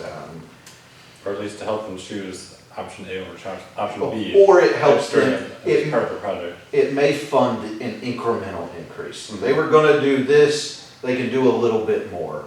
So it does help impact the scope of a project, or, you know, we were gonna use this technology, but now because of this, we can increase our incentive, and that increase in that incentive helps bridge the marginal cost from one technology to the next. So it's not made, the program's not made to, you know, make it such a no-brainer that everybody's doing it, but helps tip the scale. Mhm. Shoot, what else is that? Oh, so I understand the intent of the program is to reduce consumption of a facility, right? Whether it's a house or a building or something. And so that's why I think the question about doing solar or geothermal, that's providing energy back to the grid, so to speak. Right, generating some of your own energy versus reducing the footprint, but it's not reducing use the. off of the grid. Yeah, 'cause It's not reducing the amount of energy your house would use, it's just But it reducing the matches demand the- on the utility. Yeah, 'cause and that's what a lot of the program That's- is geared towards, is help avoid the next asset deployment. Theoretically, if Yeah, we save collectively as a state a large number of kilowatt hours, less resources, you know, the next fossil fuel plant doesn't need to be brought to the grid, because Yeah. anything to meet that top of the demand, which is really what you're trying to shave, is gonna be more than likely a natural gas peaker unit that's quick to fire, a quick fire rate, relatively inefficient, but the goal is to help avoid those investments. Don't bring, you know, if you can save and everybody can save, if it pushes out that capital investment in another fossil fuel resource. So there's benefits at the very localized granular level for that, you know, encouraging a less energy intensive structure facility, but Right. also there's a component about the greater grid, supporting the greater grid. So would insulation fall into one of these things that if a business or home were to add insulation so that it reduces their heating? I don't know about in the residential, I know the commercial one is extensive. But I don't, cause looking at the MEMD with the insulation, it's like what you're doing and it's exactly using a certain material, it would be Yeah. hard to calculate. It was I tried to see if that's something that would be worthwhile to look into, and like the calculations are something that I would be able to do.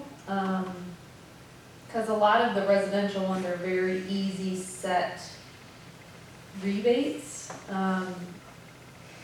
So insulation's kind of, that would be more of a custom calculation. Okay, I just didn't know if And there was then we something have like done that. some custom calculation rebates for residential customers in the past. It's not Okay. like it's completely out of the but no, there's not like a set program. And that would be through the Franklin Energy. I think that we did have, I know last year, I think we had somebody that did like a geothermal or something, or something unique. And we asked Franklin Energy to help us with that Help rebate. determine an appropriate rebate for the amount of savings, because every program has a little different savings per dollar spent, and that's what we look at, is what's the efficiency of each program, you know, how many dollars does it take to spend to reach this goal. And when you get into the custom stuff, we really have to rely on a depth of experience to help guide where that appropriate rebate level would be. So we definitely lean on Franklin for those unique situations. Yeah, I just didn't know if there was like a simple add this many inches of qualifying insulation per square foot. I would love it if it were that simple. I'm sure there's a rule of thumb out there. Oh, you know there's a guarantee, you know, I think of, you know, just in your attic, you're not supposed to see the top of your rafters. That's a general guideline, so there, you know there's other rules of thumb Yeah, that kind every of 12 say. inches can gives you this much, Yeah, but yeah.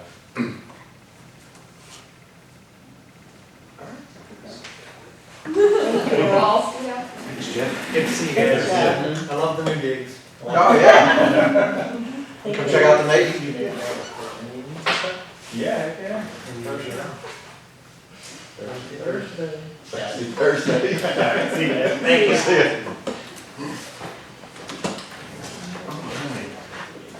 Roll on performance. Yep. Something, I'm sorry. yeah, performance data, IND, I guess. So performance data, it's the first month of the year, so we won't put too much stock in much of this. Happy to answer any questions, but you know, overall, from a dollar standpoint, we're seeing growth. Unfortunately, we're seeing rate pressure from the PCA. So we are, you know, everything's kind of trending. The industrial sales were down compared to last year, but again, I don't put too much stock in a single month. Now the numbers at the bottom, you start to see year over year. These are back to May and June, but you're starting to see the cumulative impact to our overall load from the growth that we're seeing. So happy to answer any questions, but I'm going to keep moving through a lot of this since it's the first month of the year. I believe that peak is our highest peak. Yes, I believe Oh, it was that's like, 17.3 is the highest ever peak. yeah, In the last, as long as we've been keeping which is, track, which, yeah. yeah.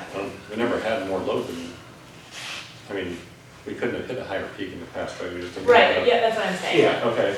So, yeah. Yeah, it would have Unless taken they something had crazy. A couple big industries in the past, Right. I'm not aware No. of, but just, Okay.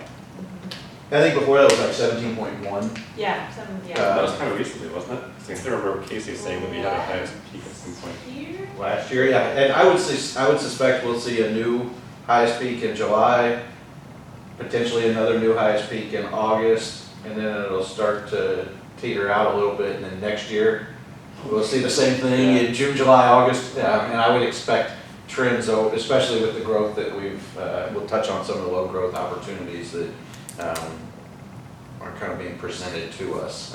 But yes, I would say that next month we'll be able to say the same thing. And it's exciting because we'll talk about it in a little bit, but we have a variety of low growth opportunities. And we don't know what it's gonna do from a overall system impact. If 5 different customers add a megawatt, if they don't all happen simultaneously, what's the overall system impact? Because that's ultimately what determines transmission charges, capacity requirements, reserve margins, so. Do we have like any way of knowing what the load was roughly like decades ago, like power? I mean, Decades? I'm just got, started wondering, like, so in 1980, what was our load, or 1950? I'm just kind of curious, was it like 3 or was it 12 or anymore? I don't know. That's a good question. It just, I don't know, we Look have at to look at 1980 old records. Yeah, we have to look, I mean, before MPPA came around, I'm be honest, I doubt we have good enough records that determine exactly what, before we built the substation out on Bowes Road, and before we got to MPPA would have aggregated all that, but before the markets, before you got into like market balancing and some market constructs, there wasn't, I shouldn't speak to it, I wasn't around. So I would love to know, I'm just but curious if we happen to have somewhere I- like a, I would love to know if there's an old file, an old file somewhere in the basement that kind of shows where were we? I found an old letter that talked about two original like 75 kVA generators. Back in this might have even still been like 1896 type of stuff. But I would love to know that answer, but I don't I'm really know. curious, what Yeah. was the load of an 1800? I don't know. I would love to know 12, not megawatts, kW.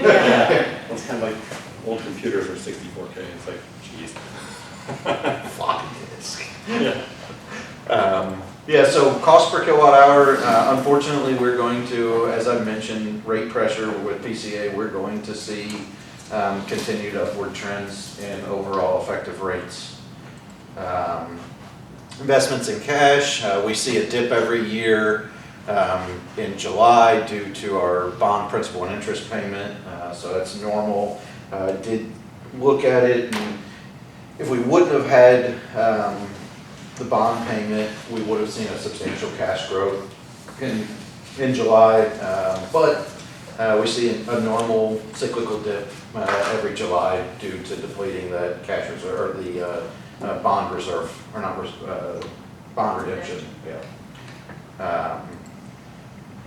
Aging analysis, a lot of the same story, that those red and green numbers are low, the blue number fluctuates all over the place. Those red and green are awfully low. Yes. They're, They're historically, there's always been something there, but. Yeah, and part of that is we're paying, the billing error that occurred 16 months ago now, is close to getting paid off, so that number has been reflected in some of the aging, hasn't it? Yeah. Delinquent balances, again, continuing to reflect that downward trend. Electric requirements, again, these are just graphs that anybody has any questions, happy to stop at them, but it's very much a lot of the same stuff. And you start to see in this graph that no, we probably have never, once you get back a few years, Yeah. we were not in jeopardy at all of setting a peak anywhere close to 17 megawatts, so. Yeah. I guess it'd be really hard to know our peak anytime in the past, but at least our. Overall, KWH is a little bit Yeah. easier, but I'm sure as long as we've been paying transmission charges, we should be able to determine our peak load, because typically your transmission charges are heavily dependent on your peak contribution. Okay. I really have enjoyed. It's still going up. That's exactly what I said when I saw it. Always, every month, well, since December, I've been impressed with what the office staff has been able to accomplish with this, and that continued upward trend. We've exceeded a third of our customers registering for the portal. We're pushing towards 50% of our customers. That's a much higher adoption rate than I would have thought. Obviously, paperless billing and auto pay they're growing at a little slower pace, but those two options don't work for a lot of people. But I think the key thing is the pace is steady. Yes. Like, And there's not folks that is like, hey, there's this new thing, and then after 3 months, it's like, nobody cares anymore, it just dies off, but people are still learning about it and signing up. And I think that's a direct reflection of the staff's efforts. Mhm. I hear the conversations that they have with customers when they come in. I see the conversations they have amongst each other, the promotional materials, the marketing materials. You know, we're seeing the benefits and the results from their hard work for sure. All right, so we're going to jump in a little bit and turn this over to Megan a little bit. Something we've been watching very closely is our days of cash. We have two forces kind of working against us right now in managing our days of cash. Well, we've got load growth, which is good, but load growth means that our purchase power expenses are going up. We also are seeing market volatility, so that new load costs us more money to procure, and our market balancing has gone up. So what we've seen is an area to pay close attention to over the next few years. So with that, I'll turn it over to Megan for a little commentary. Yeah, so we kind of just wanted to give you a visual of what we've been seeing as far as our days of cash number. So this graph is just showing the last 10 years of where we've been at the end of the fiscal year as far as days of cash. So as you can see, it's kind of had a nice little uptick here, and then the last couple years slowly been on decline, which a lot of different factors, like Charlie said. I mean, stuff's just getting more expensive right now, and that's very reflective in where we are at the end of this year. And for this year, this is projected because we obviously don't have our audited statements yet. But we're projected to be at around 109 days of cash, and the rating agencies like to see 120. Well, they like to see more, but 120 is kind of our goal. That's what our cash reserve policy says. So yeah, we're not too happy with being under it. So we're definitely, that's one of our goals, is to grow cash. I know Charlie has talked about that a lot. And so this graph right here just kind of shows you, kind of reiterates the just the cost of everything going up, the power supply. So this is what 120 days of cash is. And so 10 years ago, it was just over 2 million, and now it's almost 2.5 million. Just in the last 2 years, the last year actually, it's jumped, and that's a lot of that is our power supply. This is the same graph, just on a different scale. This is showing what 1 day of cash is. So 10 years ago, it was 17,000, and now it's 21,000. So yeah, so that's kind of what we're dealing with right now. Like I said, we're projected at 109 days of cash at the end of last year. And a couple of things that kind of impacted that: power supply overages were 15 days alone. And that's one that we're hit twice, because that number, it's 15 days based on our current number, but if we wouldn't have had those power supply overages, what constituted 1 day of cash would have been significantly reduced as well. So we're hit twice, and we spent money that wasn't budgeted because of the overages, and it drove up so it ate into our cash, and it drove up what constituted 1 day of cash. So we got hit twice with that one. And that 15 days is strictly taking that power supply over budget number divided by the number, or what constitutes a day of cash. So really, if you would truly back that out and recalculate recalculate what would have constituted a day of cash, that number would have been far greater. And then so the fact that we didn't see the proceeds from the line check sale that we did budget for last year, that was about 5 days. And then we did have one nice thing: we saved 11 days, so it could have been a lot worse. in just our capital projects coming under budget and different, line expense items, under budget as well. So that's just kind of a general overview of what we're looking at as far as days of cash.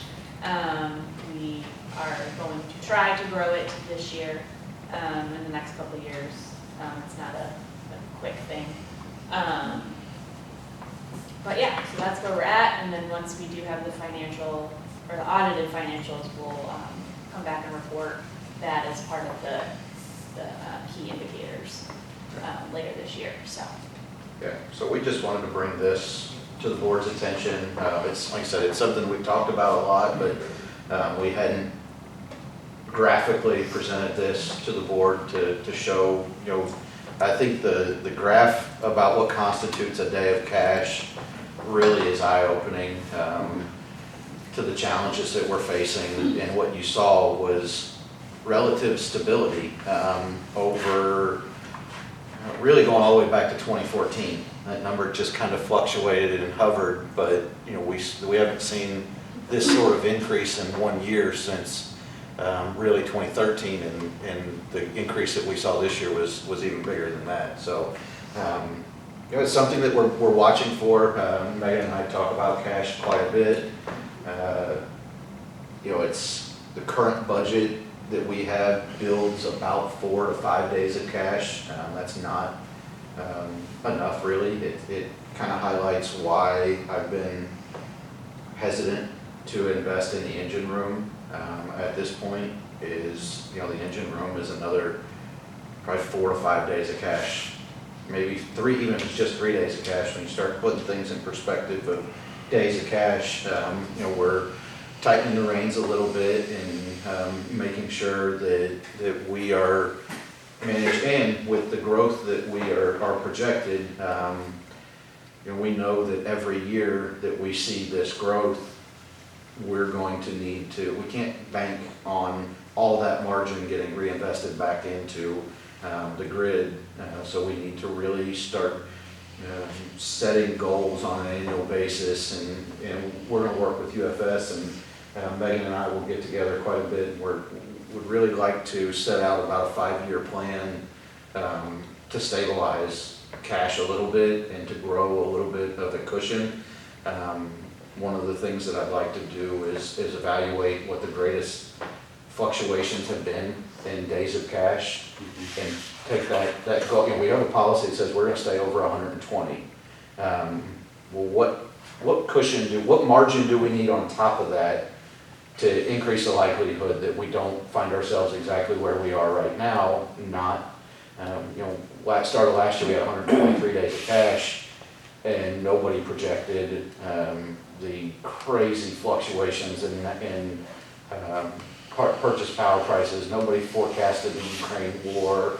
You know, there's a lot of influences that have really impacted the energy industry, and as we go into this next decade to 2 decades of significant transition in the industry, I think we're going to be, there's just an increased likelihood that we continue to see this sort of volatility. So like I said, over the next 5 years, I think we need to really make a focused effort on growing our cash. You know, we talked about during the budget, we would reevaluate mid-year to see, because we built a very conservative budget. I'm hoping that our revenues far exceed budgeted revenues. We were very conservative with those numbers. We'll talk a little bit about the load growth.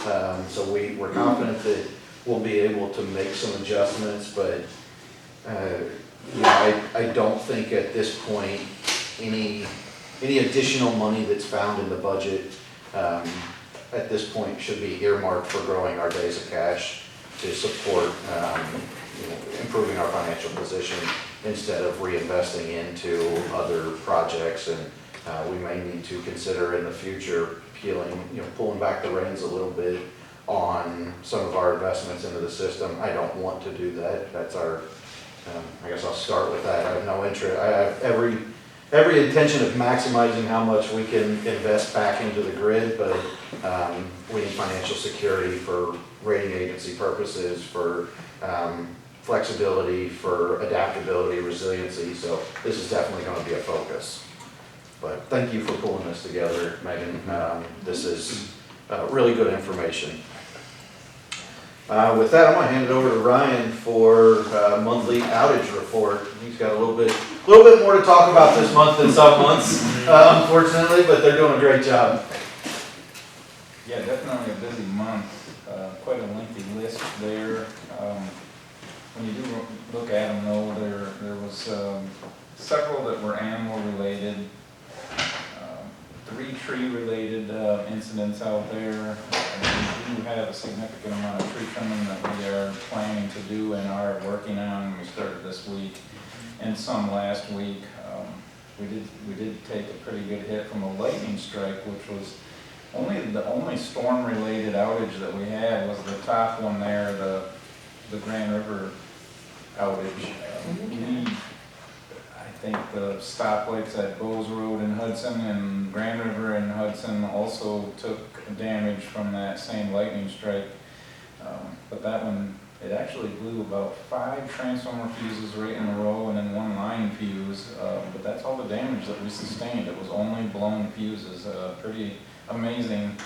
Even though the wind blew and it rained really hard, but there was a fair amount of lightning, and that's all the damage that we received was just some blown fuses. So we got really lucky.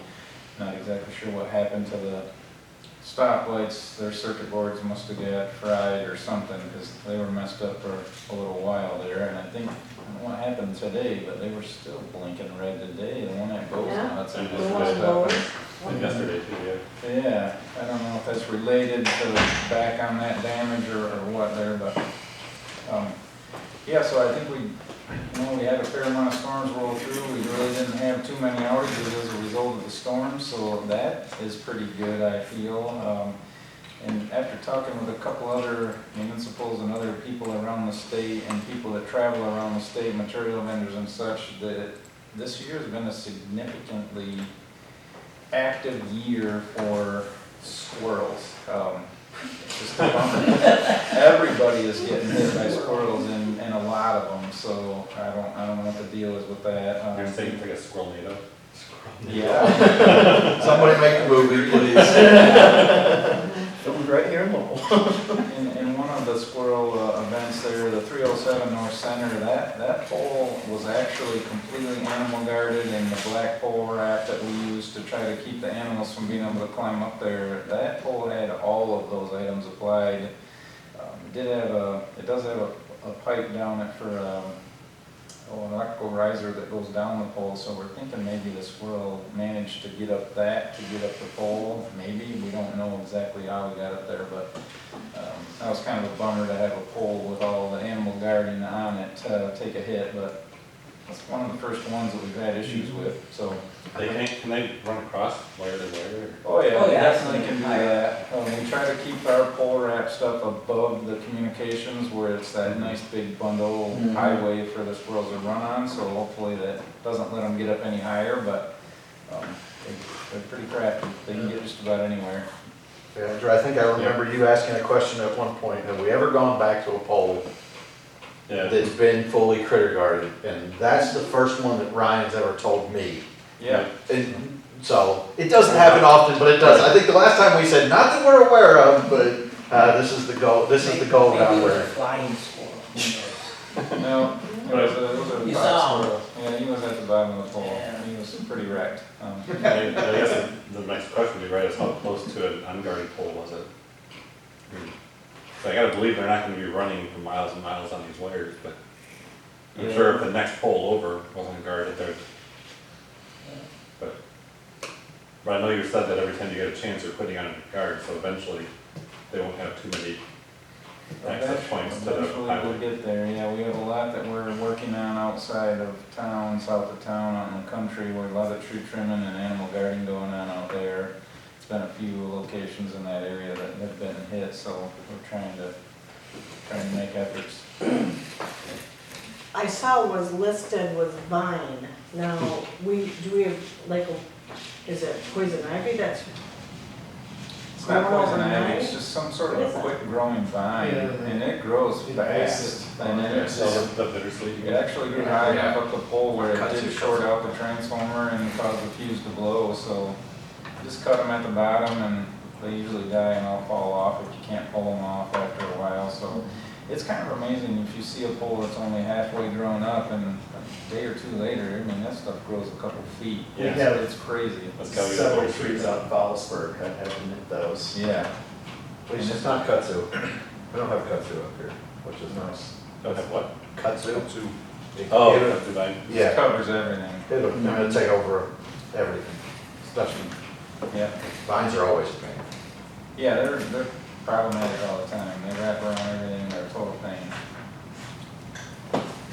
So the equipment worn out ones, is that just, like, is the reason that they all happen to happen this month, is it just due to heat, or is it just more, Could have been related to the just heat. random chance? Yeah, we had a transformer that failed there on the 28th Street location, that 13581. It's just, it could have just been because of the heat. And there, one customer on that particular transformer did have quite a high peak last month or a month or so before that Casey was looking through and pointed it out. And so, I mean, it could have been related to that, but we did upsize the transformer just a little, just to make sure that wasn't some of the issue. And then connectors, the 992 North Washington, it was a bad connector. I mean, that stuff wheels around in the wind and it takes trauma all the time, so stuff happens, it just depends. Everything has a finite lifespan. Yeah. Yeah. It's just a matter of what causes that. Definitely. Right. But I think, like I said, we had some good wind events, had some serious weather events, so if something's failing and you catch it right and Mhm. poof. So you guys normally investigate things like that, where Casey's looking at a particular consumer's use because of a transformer failed? So you Oh, look at it. definitely. That's the first thing we do, most every time, is look in the information in the Yukon to see what's going on, just because it's an awesome tool, and we just always check it out. Casey's always, he's got that engineer brain going all the time, and it's awesome. We love having him back there, because he's always helping out and doing his part. It's great. Just, comment just something I hadn't thought about, that a high peak a month ahead of time could have contributed to it failing now potentially, or. Yeah, lightning strike, like all those customers that were affected at the Grand River location. I mean, there's 5 different transformers that took a lightning strike. Well, unfortunately, lightning traumatizes those transformers, and it may not have made them fail, but eventually they could go south because of that lightning strike. I'm thankful that we didn't have a lot of underground locations around there, because sometimes that causes quite a bit of issues in the oil of pad mount transformers. It can start making, it can create a higher level of acetylene gases and other gases in the oil, and you don't even realize it until a couple months later, then it fails. That's why we take oil samples on some of the critical locations. We can kind of see that stuff happening if you do it regularly, but pole mount transformers, there's no sense in taking an oil sample. It's not that expensive of a piece of equipment to have to worry about that. If it fails, just go change it out.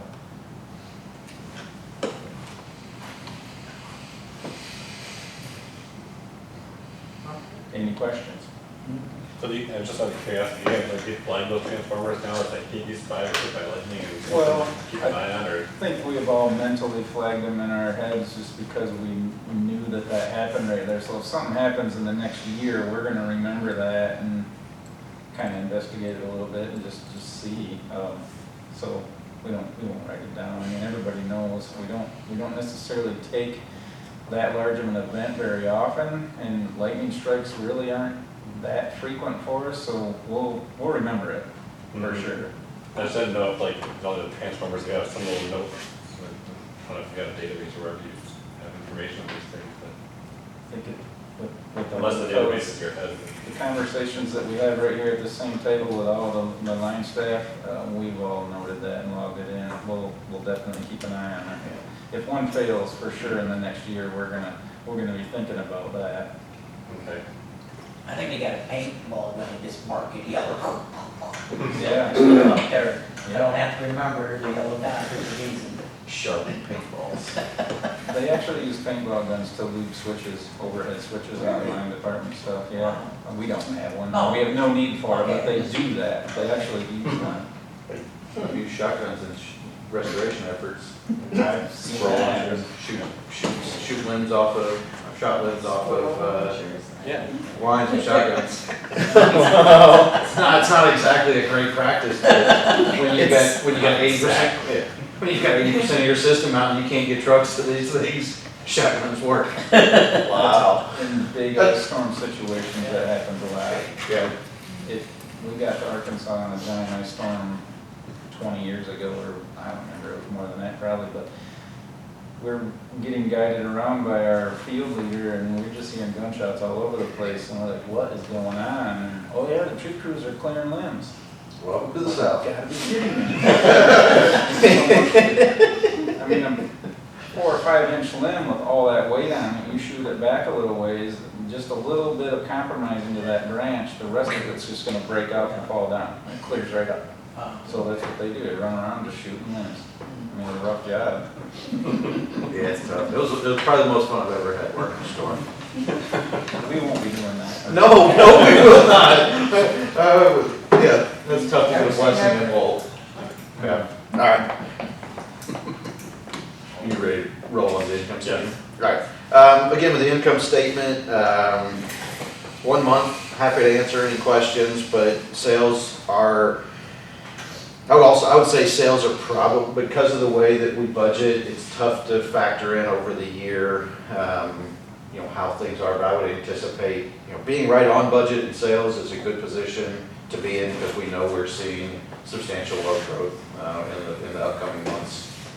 And we also peeled back our load growth expectations in this year's budget as we started to see indications that maybe the housing boom wasn't going to continue like it has in years past. So we wanted to peel back our projections for this year. So other than that, purchase power continues to be the bane of our existence and is just all over the place. So I won't entertain any questions, but yeah. How much generation revenue do we make? So that's all that Casey ran the. I would have to defer to Casey because it's a. Did you run it because of prices? We ran it because of the prices. You can't look at just our revenue because we have part of it that's revenue, part of it is offset, and you've got moving pieces because we bought in the day ahead.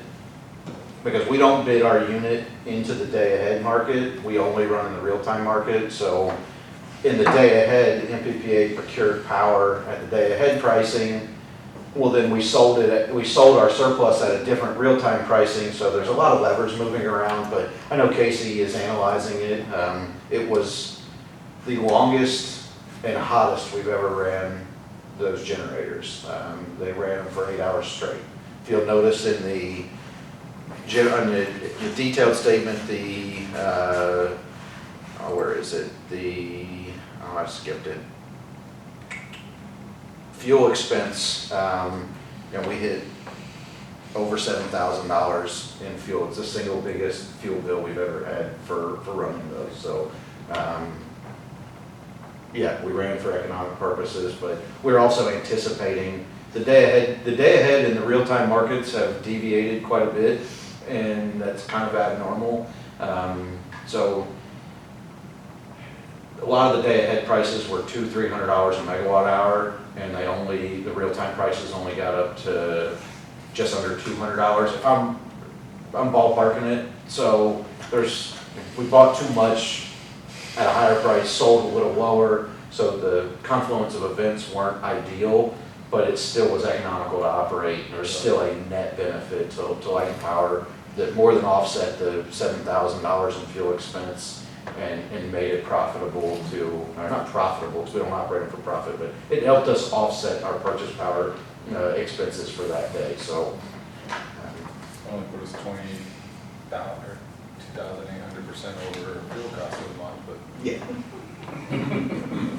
And that's one of those numbers that we operate so, we operate so Half our infrequently that budget is gonna spend on. that monthly budget is not the most, take to the bank number in Of course, yeah, of course not. Yeah, not anymore.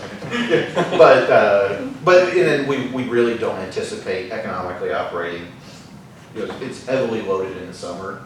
Yeah. You know, because come the fall, we won't. Now, we're seeing forward curve prices that say that thing may be in the money the vast majority of the on-peak hours for the rest of the summer. We haven't, it's been borderline, but next summer it's looking like it's gonna be in the money quite a bit more even. So we'll see what that involves, but Casey watches the pricing very closely, and Monday mornings he usually gives us an update, because he's already looked at it and called Tom in and scheduled Tom to correspond, his work schedule to correspond with the highest peaking days and most likelihood to either economically operate or operate for grid support. Any other income statement questions? All right, we will roll on to capital projects. And again, it's not a whole lot to say in the first month. Projects continue to roll on. We do have some carryover from Harvest Meadows Phase 3, Sibley area, or the dock addition, and Stony Bluff Phase 4. In the manager's report, you'll see that we've started working on the east side feed, and that's under the system improvements budget, and then all the carryover items fall under that carryover line item there. So, any questions on capital projects? We will roll on to manager's report. So I'm going to start the manager's report and really focus most of the time on pending solar purchase power commitment deals. Want to throw out a recommended course of action moving forward and get board feedback on if there's any opposition to it. But essentially, we have 3 pending solar deals, purchase power commitments that have not come to the grid yet. We have 2 different deals. Last summer, we signed PPCs associated with the Calhoun Solar and Hart Solar. And then there's actually another even older deal from September of 2018. So 4 years ago, Steve signed a purchase power commitment for an Invenergy Calhoun project. But what we are facing right now is the way that MPPA described it is the confluence of negativity. There's not anything positive to talk about surrounding new solar deployments. We are faced with significant risks associated with solar panel tariffs. There's a company out of California that accused certain manufacturers of circumventing tariffs on Chinese panels by funneling them through other Southeast Asian countries. There are significant penalties associated with procuring panels that ultimately are found to be party to a tariff circumvention. So that's a big risk. There's issues. The Department of Commerce, I believe, has opened up an investigation into forced child labor issues and the Chinese province that, what? Oh, okay, it's on camera. No. Yeah, but there's forced labor investigations. So from a trade standpoint, those are major issues impacting the solar industry. Inflation is significantly impacting the solar industry, and supply chain issues are really impacting. So we're getting impacted with availability. So timelines are being challenged. The risk level is being challenged, and the costs are being challenged. So every deal that we currently have pending is in some form or fashion being renegotiated. The Invenergy Calhoun project issued a force majeure notice in late last year. If the force majeure designation, I don't know what the right term is there, designation is in place for a year, they have the right to terminate the deal. So basically, all of our deals are in need of being renegotiated. So MPPA has asked us as managers to gauge the interest of our boards in an appetite for renegotiating. And my recommendation to the board would be to give MPPA the ability to, and the latitude to renegotiate based on their recommendations. They have the most visibility into these projects and what's impacting the projects.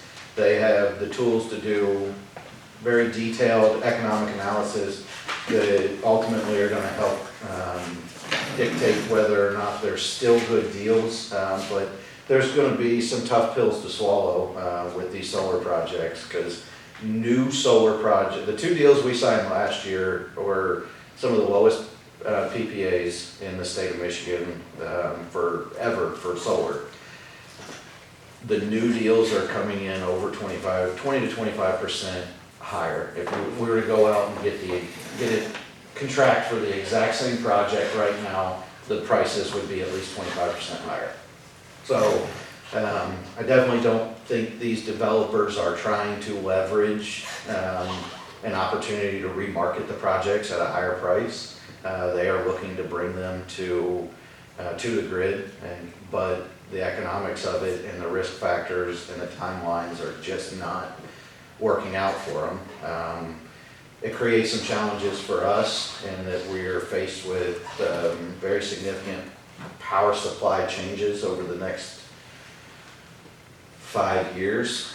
So delays in assets that we thought were coming to the grid create additional risks for us, because if we allow them and we negotiate delays and then the deals fall apart, we have less time to replace that. There's a lot of factors, but I guess the real point of the conversation today is to find out if there's any opposition from any of the board to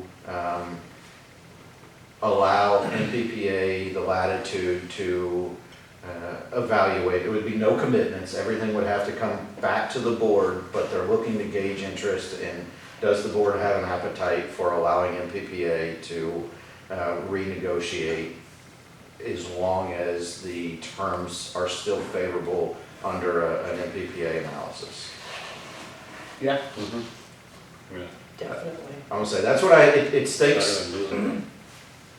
That's the key, is we want to keep the deals in place as they stand, but we can want all we want, and that's not feasible at this point, especially with some of these force majeure notices, and we're not unique. I think that's the other thing, is Pat, CEO at MPPA, is very much in touch with all things energy related in Michigan. He has regular conversations with DTE and consumers, with Wolverine, with the co-ops. Everybody's in the same boat. Every solar deal that hasn't come to the grid essentially is seeking a renegotiation, or they're issuing force majeure notices. They're also in different varying stages of completeness. The Invenergy Calhoun COD date was supposed to be by the end of the year. They have over 90% of certain components there, but they can't even procure all of their modules. The Hart deal, they haven't even secured an EPC contractor, which is your engineering, procurement, and construction contractor. So that deal is very much not really even on. The construction side of it has a different set of challenges than a project that's closer to coming to the grid. So across the board, whether they've been started, they're close to finished, all the deals are looking to renegotiate terms so that they're economical projects to bring to the grid. One of the things we are pushing is that we don't want to concede to the point where these developers are able to maintain their same margins and they're just 100% passing the costs on to us. You know, we want to see, and this is where we need to give, or I think it's beneficial to give MPPA the latitude because they're going to see and be able to have these conversations. And we're going to need to trust MPPA when they say, no, Lowell Light and Power isn't shouldering 100% of the burden from all these challenges. It needs to be a shared, we need to all share in the pain of bringing these projects to the grid. But with that, I'll keep moving on. But the big thing was, I just wanted to, and I didn't think there would be any opposition. The board's great in their understanding of MPPA's ability to evaluate these projects and make good decisions and give us good guidance. So there will be more to come on that. The one deal that I believe needs to really be renegotiated in the next couple months, or it's at risk of being terminated. And we need these renewable resources in our portfolio. We need assets in our portfolio, period. And we are looking at we're looking at seeing some of our natural gas, or not our natural gas, our renewable natural gas, the landfill projects those contracts start falling off 2027, I believe. So we need to continue to improve our renewable position, but also need to make sure we're not watching our renewable position slip backwards either. So more to come.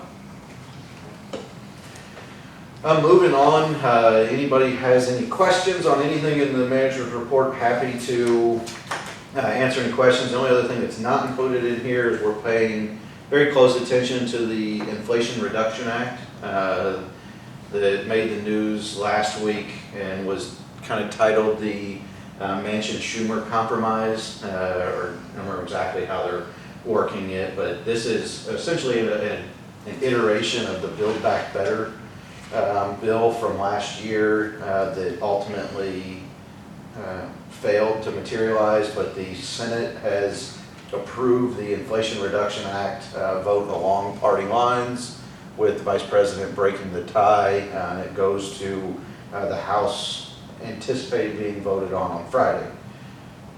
It's important for us because it includes it extends energy credits and makes them available for projects owned and operated by tax-exempt entities. We've never been able to leverage the investment tax credit, or I can't think of the equivalent for wind off the top of my head, but we've never been able to own these assets because somebody else a tax-paying entity has always needed to be able to monetize those tax credits in order to drive the price down. So we're very encouraged at the potential that we could invest as public power in assets and reap the same benefits that our tax-paying counterparts realize. It also speeds up, increases funding and speeds up siting and permitting of energy infrastructure. So there's a lot of good in the bill for us, so something we're paying close attention to. Other than that, want to highlight, just make sure everybody saw the work that has started on the east side feed. Ryan has been working closely with GRP to get that ball rolling. Bid packages have been sent out. Ryan's reviewed initial construction drawings. But we are moving forward with that and anticipate sending out requests for bids on the construction service, the contract construction services later in this year. So more to come.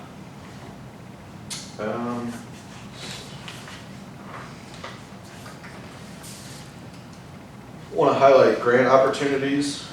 We met with Power Systems Engineering yesterday for an initial kickoff call for the project, where we are just exploring grant alignment and what grants we can anticipate to pursue. There's still a lot of information that needs to come out on the various grant programs, but one of the nice things about the IIJA, it was a small point of clarity for me this week, is these programs are gonna have funding split up over 5 years. So there's not gonna be, we're gonna have our ducks in a row, we're gonna be ready to apply for grants, but just because we don't receive a grant this year, we will still have 4 more years. So individual programs will have annual funding.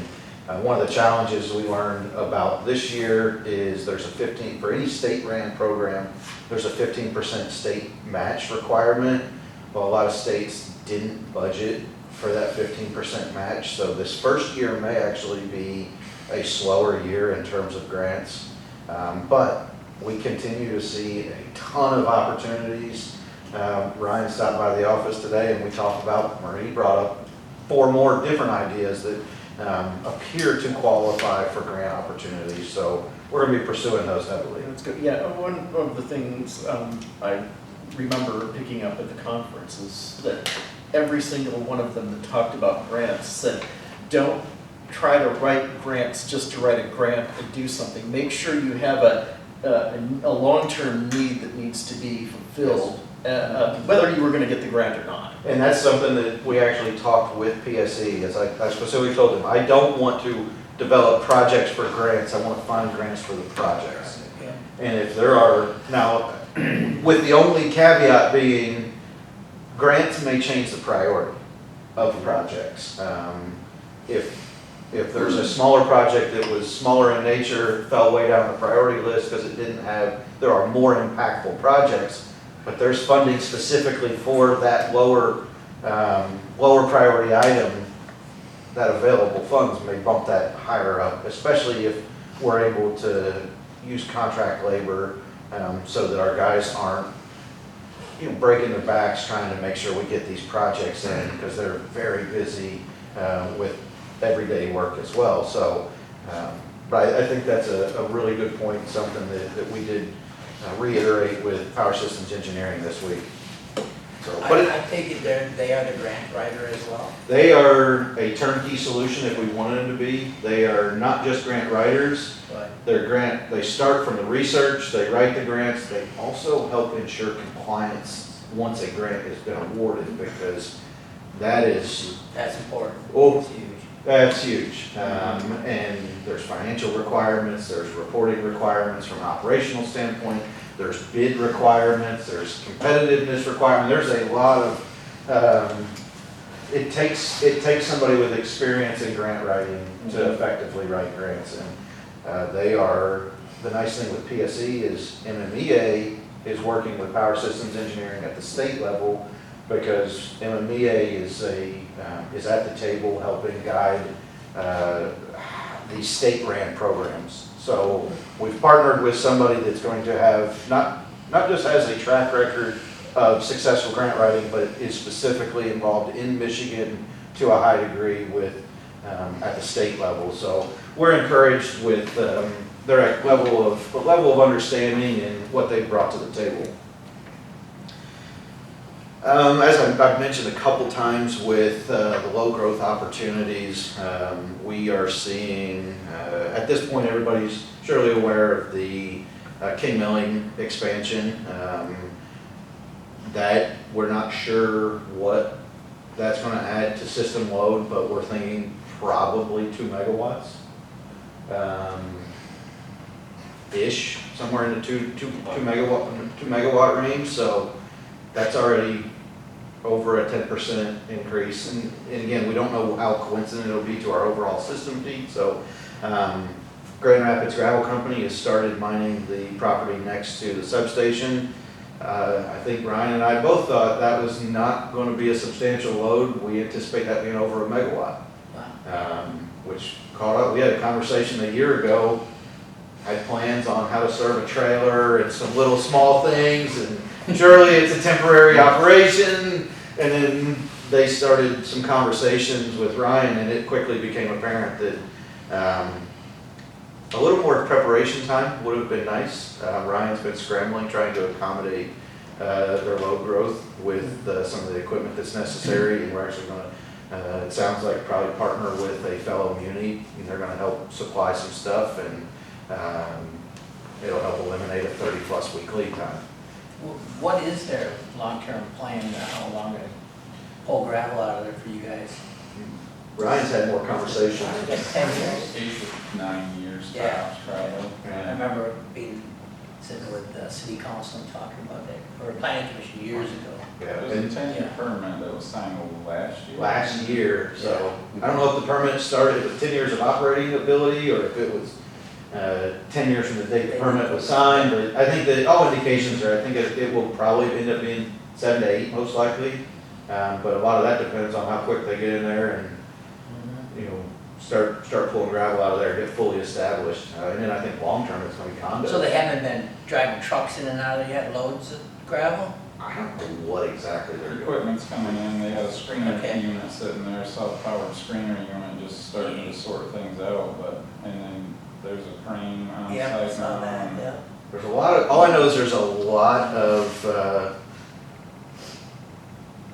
there's definitely a lot of piles of something out there. Yes. I know very little about gravel mining, as you can tell, but yeah, so we're looking at about a megawatt out there. That one's a challenge too, because in the grand scheme of things, it's a temporary service. So, our, contribution and aid calculations don't really, they really count on, when we build a service and we determine what we're willing to supply to help subsidize that, and it's based on a much longer lifespan. A house isn't a 7-year, businesses, structures aren't typically 7-year type of electric services. So this one, we're just taking some steps to mitigate risks, mitigate the impact they're gonna have on the system, and trying to make sure financial responsibility is appropriately carried by different parties. Long-term though, isn't that land going to be developed into housing? Yes.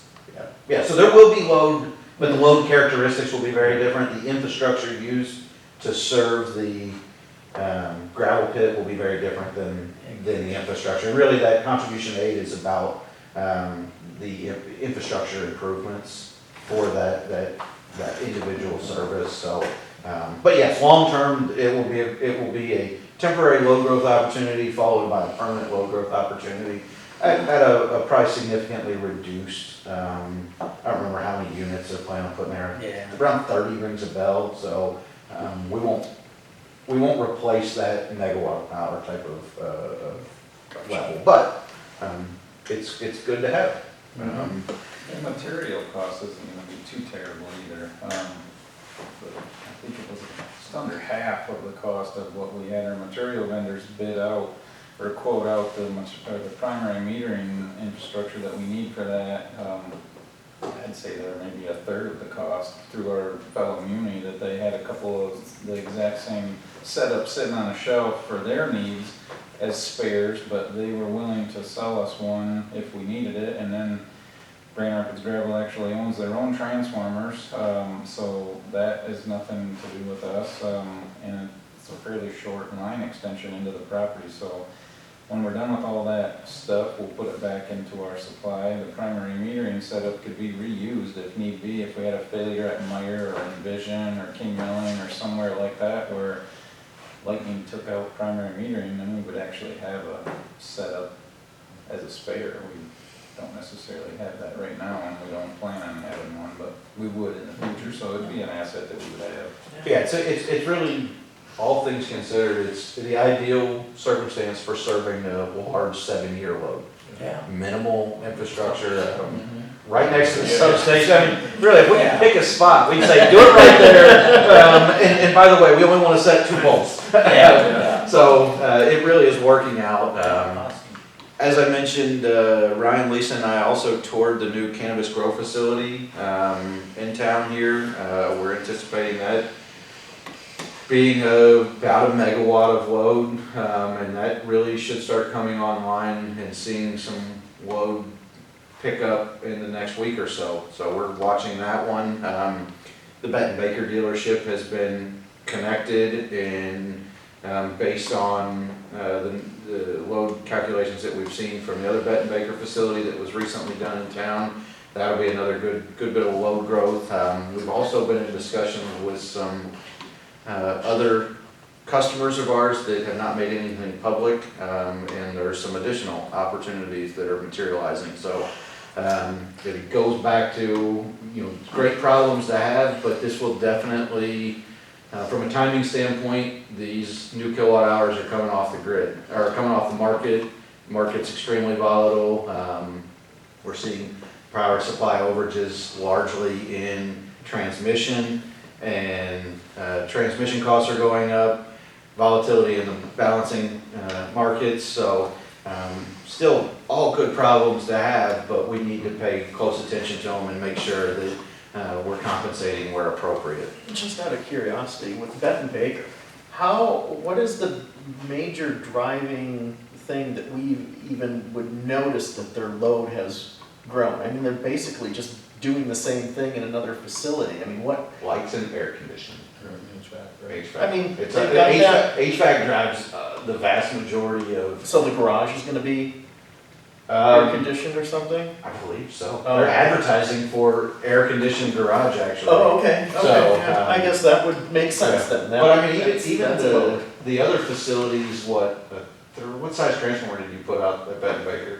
225. 225, so it's not huge growth, but it'll be 150 to 200 kW, which moves the needle. If they get into the electric Cadillac program, they are required to have a certain amount of chargers at that dealer too, that could eventually develop, most likely. So- Their footprint's much bigger too. I would say, just the footprint, like I said, it's not huge, but when you start to add up everything in the list, it's definitely going to be a piece to the growth that we're seeing. Moving on, included in your packets, compliance requirement for our, what Lisa came to talk about, the last compliance year was last year, so we are required to publish that to our website and give you all a copy. Prohibited benefits policy that we touched on last month. Handed over everything, drafted a policy, sent it to our attorneys to review, and they wanted, and it was really good feedback. Some of the areas that were tougher to navigate, they utilized or took a look at the Attorney General's ethics guidelines for elected officials, and were able to start to cater our policy. So I think, we went from 2 sentences or 1 sentence to the policy I drafted, encompassed, the board's comments was about a half a page.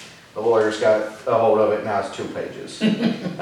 But it's far more comprehensive, it definitely needs to be a comprehensive policy, because it's definitely a challenging area. We can't jeopardize the perception of being impartial in decisions. So, making sure we have a strong policy there. We're also looking at what's the most effective way to make it a policy for the whole company.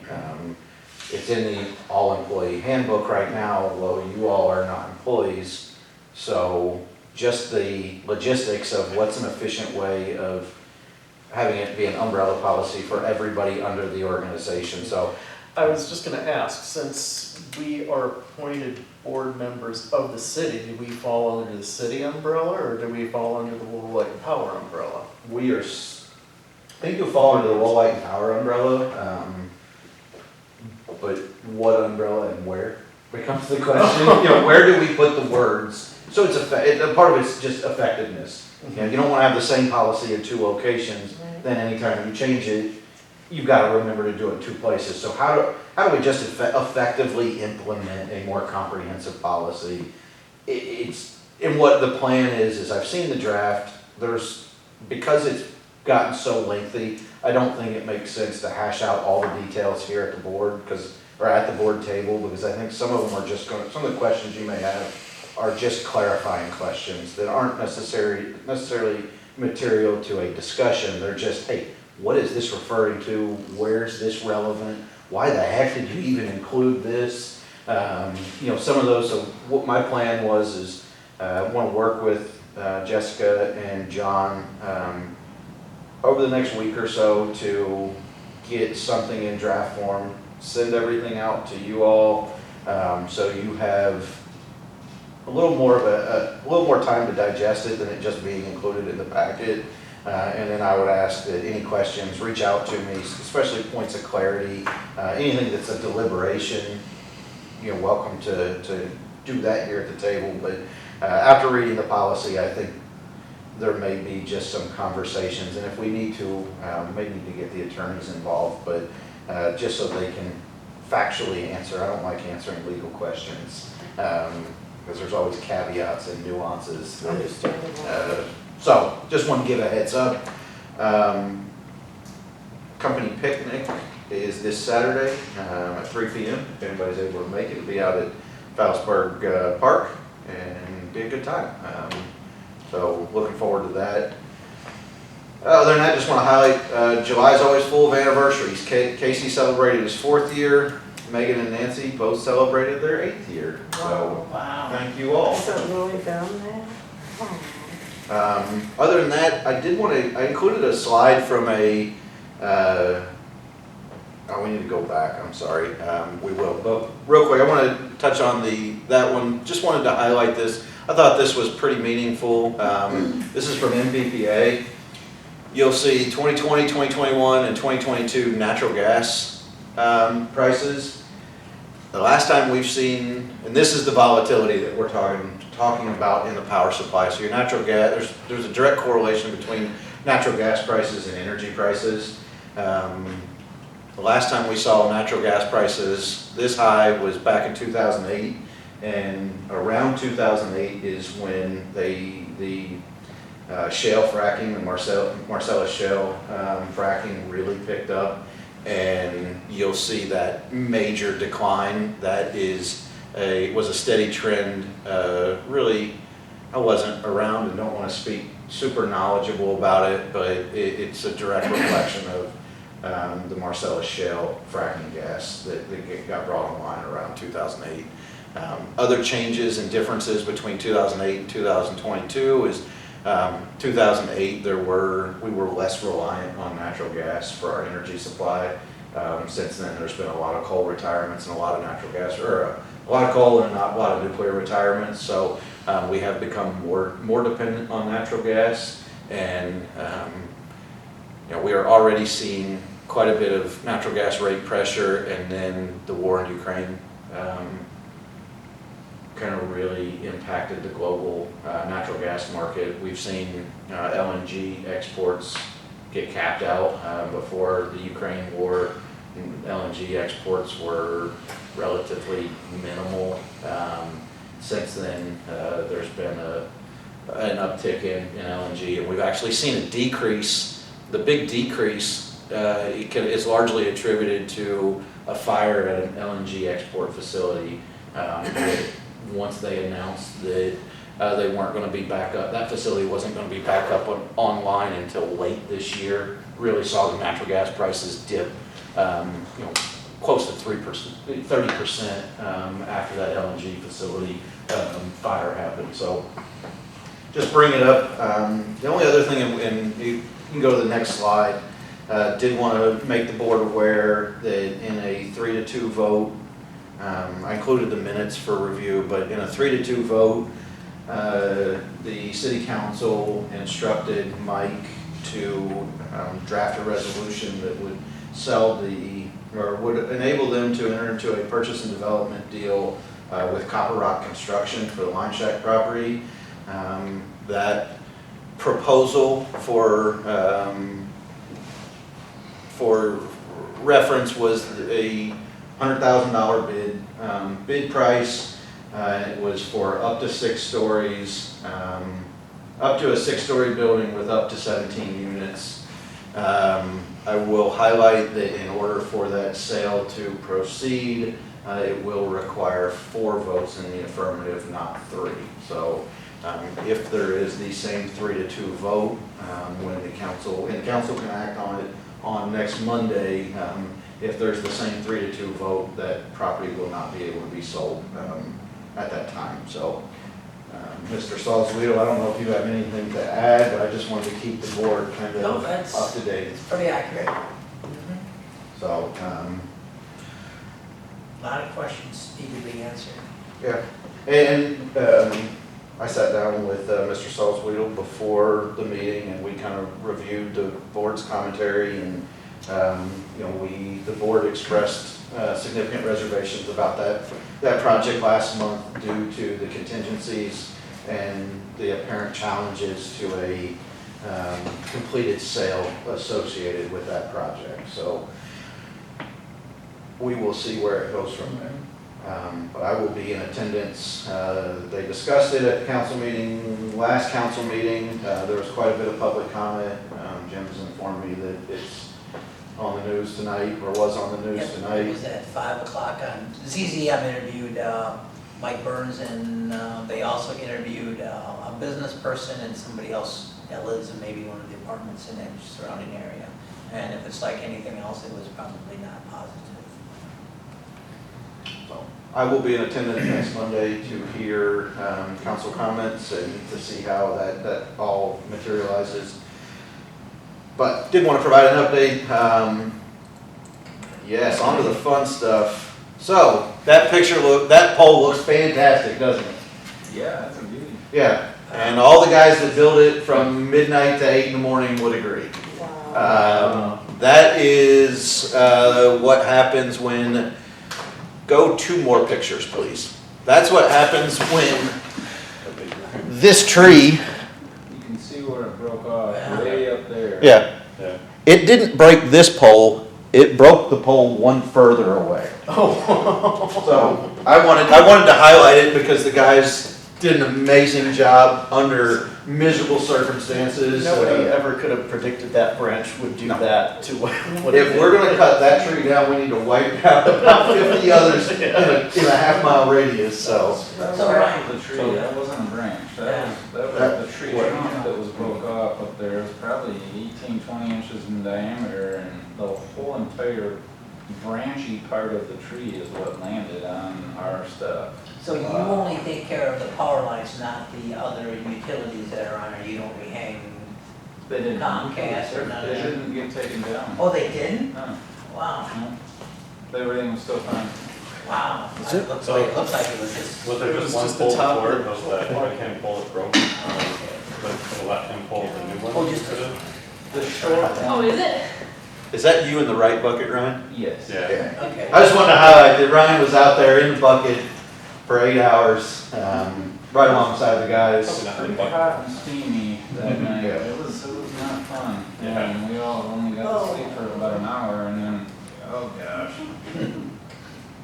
That's fun. It was good. Thank you for doing that, Don. Thank you for So, being, what thank you for happened being with that? ours. Which pole was it that? So the new pole is what we're drilling holes in Yeah, I can see and that. hanging cross arms on. We Yeah. stuck the new pole in right tight nice to the old one that's broke off. That's attached to all them wires. There's about 10 foot of the pole Yeah. still there. I was gonna And say that, so that board used to be one of the crisscross pieces? Yeah. That Yeah, that was piece one of the- yeah. That used to sit right there, and that used to stand straight up, right? Right, that's the Yep. bottom of the pole? Yep. Yeah, Yeah, that's the broken. okay. yeah, so that's the broken side, used to be here and stood straight up, and there's two sets of cross arms on it, because that's where, if you go down south of town, where Seguin kind of comes off, yeah, you can see, that's Alden Nash heading that way, and that comes around and heads towards, or heads down Seguin. So the old pole's just really short, and it's got all the communications, Comcast, school fiber, point broadband fiber still on it. It may stay that way for a long time. I'll try to promote that they get it transferred over to this new pole, but none of their stuff got damaged. I think maybe Comcast had a little bit of an issue, maybe their coax got kinked out there, but it didn't rip it down, it didn't take it down. We were able to cut the tree off it and everything went back up to normal height after that. I mean, it's kind of amazing how tough stuff is when you're out there and you see this giant tree pinning everything to the ground. It's kind of like a cocked bow and arrow, ready to go. I mean, you have to You just don't just go out there and just start cutting and getting things up, but I mean, there's forces of evil that are wanting to throw that tree up on that last cut. You have to be prepared and ready for that and not get in a bind, I guess, or get somebody hurt. Yeah. Is that what you were cleaning up today? Yeah, A little that whole corner needs to be cleaned up and treated just clean. It needs to stay that way. Wow. The only other. So Charlie, how many shotguns would that take to? You didn't know with a sore shoulder. And then we just threw in a picture, pretty cool view from on top of the King Milling Mill. Want to thank Patrick. Patrick gave us a tour of the facility, and it was nice to, it's always good to gain a little insight into some of our biggest customers, understand their processes, understand how we impact them, and just to get to know them. They're good people down there, and it was a good tour. I want to thank them. And It's amazing. it really is. It really was. Not very many people get to be up there. No. my friend. And let me tell you, the view from up there is pretty awesome. I bet it is. Hope you get a lot I of bet it photos. We stood up there on picture. All the There you different go. stages they'd show you, and it was just amazing. I mean, 100% of that grain is used. Yeah, Yep. it's Yeah. amazing. and their place is so clean. I love clean Yeah. stuff, and they have, I got a chuckle out of it because they had a vacuum hose hanging in every room. Mhm. They got a central vac everywhere, and it was like spotless. And I've since Great. talked to, I got a neighbor that has an acquaintance that is in the industry of supplying certain things to these mills. I don't know. Point being, he's been in a lot of flour mills. We should be proud of what King Millings looks like. He said most of them are dirty, dusty. You don't feel great about them. King Milling is the opposite.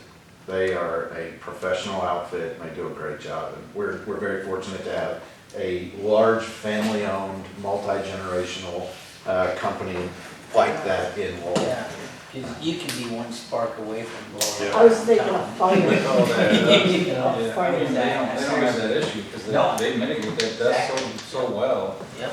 And they said they have two staff members that's their job is to go room to room through the different stages and just they clean. They always are cleaning. Other than that, the only other thing left in the agenda is, we've been including just a policy for review. This is just a commercial security deposit. It's pretty much very similar to the residential one. Next month, I think we'll see we'll spend a little bit more time on the policy because it's all the charges. So we're gonna spend some time evaluating the charges, make sure they're in alignment with our current costs. But other than that, it's just the schedule of minutes. I'll turn it back over to you, Mr. Sherman. All right. I gotta get to the, there we go. There you go. So we do have our schedule of the next meetings here, and it's, gosh, Labor Day already. Oh, wow. I had not, you know what, when I saw that, I thought the same thing. I forgot that was in there. Between now and the next board meeting, it's Labor Day. Yep. All right, so that takes us to council comments. So, Jim, I'll start with you. I'm good tonight, thanks. Okay? I'm good. You have any? Sure, congrats to Nancy and Casey and Megan for toughing it out.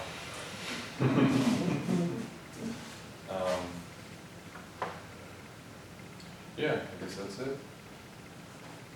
Not loaded up with a lot. There you go. I have nothing. Nothing? All right. Yeah, so I guess I'm really kind of, yeah. See, Perry's not here, so. No comments. Yeah, I just want to congratulate the employees for their anniversaries, although Megan, I could have sworn you've been here longer than 8 years. Seems like the whole time I've been around, but. Yes, it is. Yeah.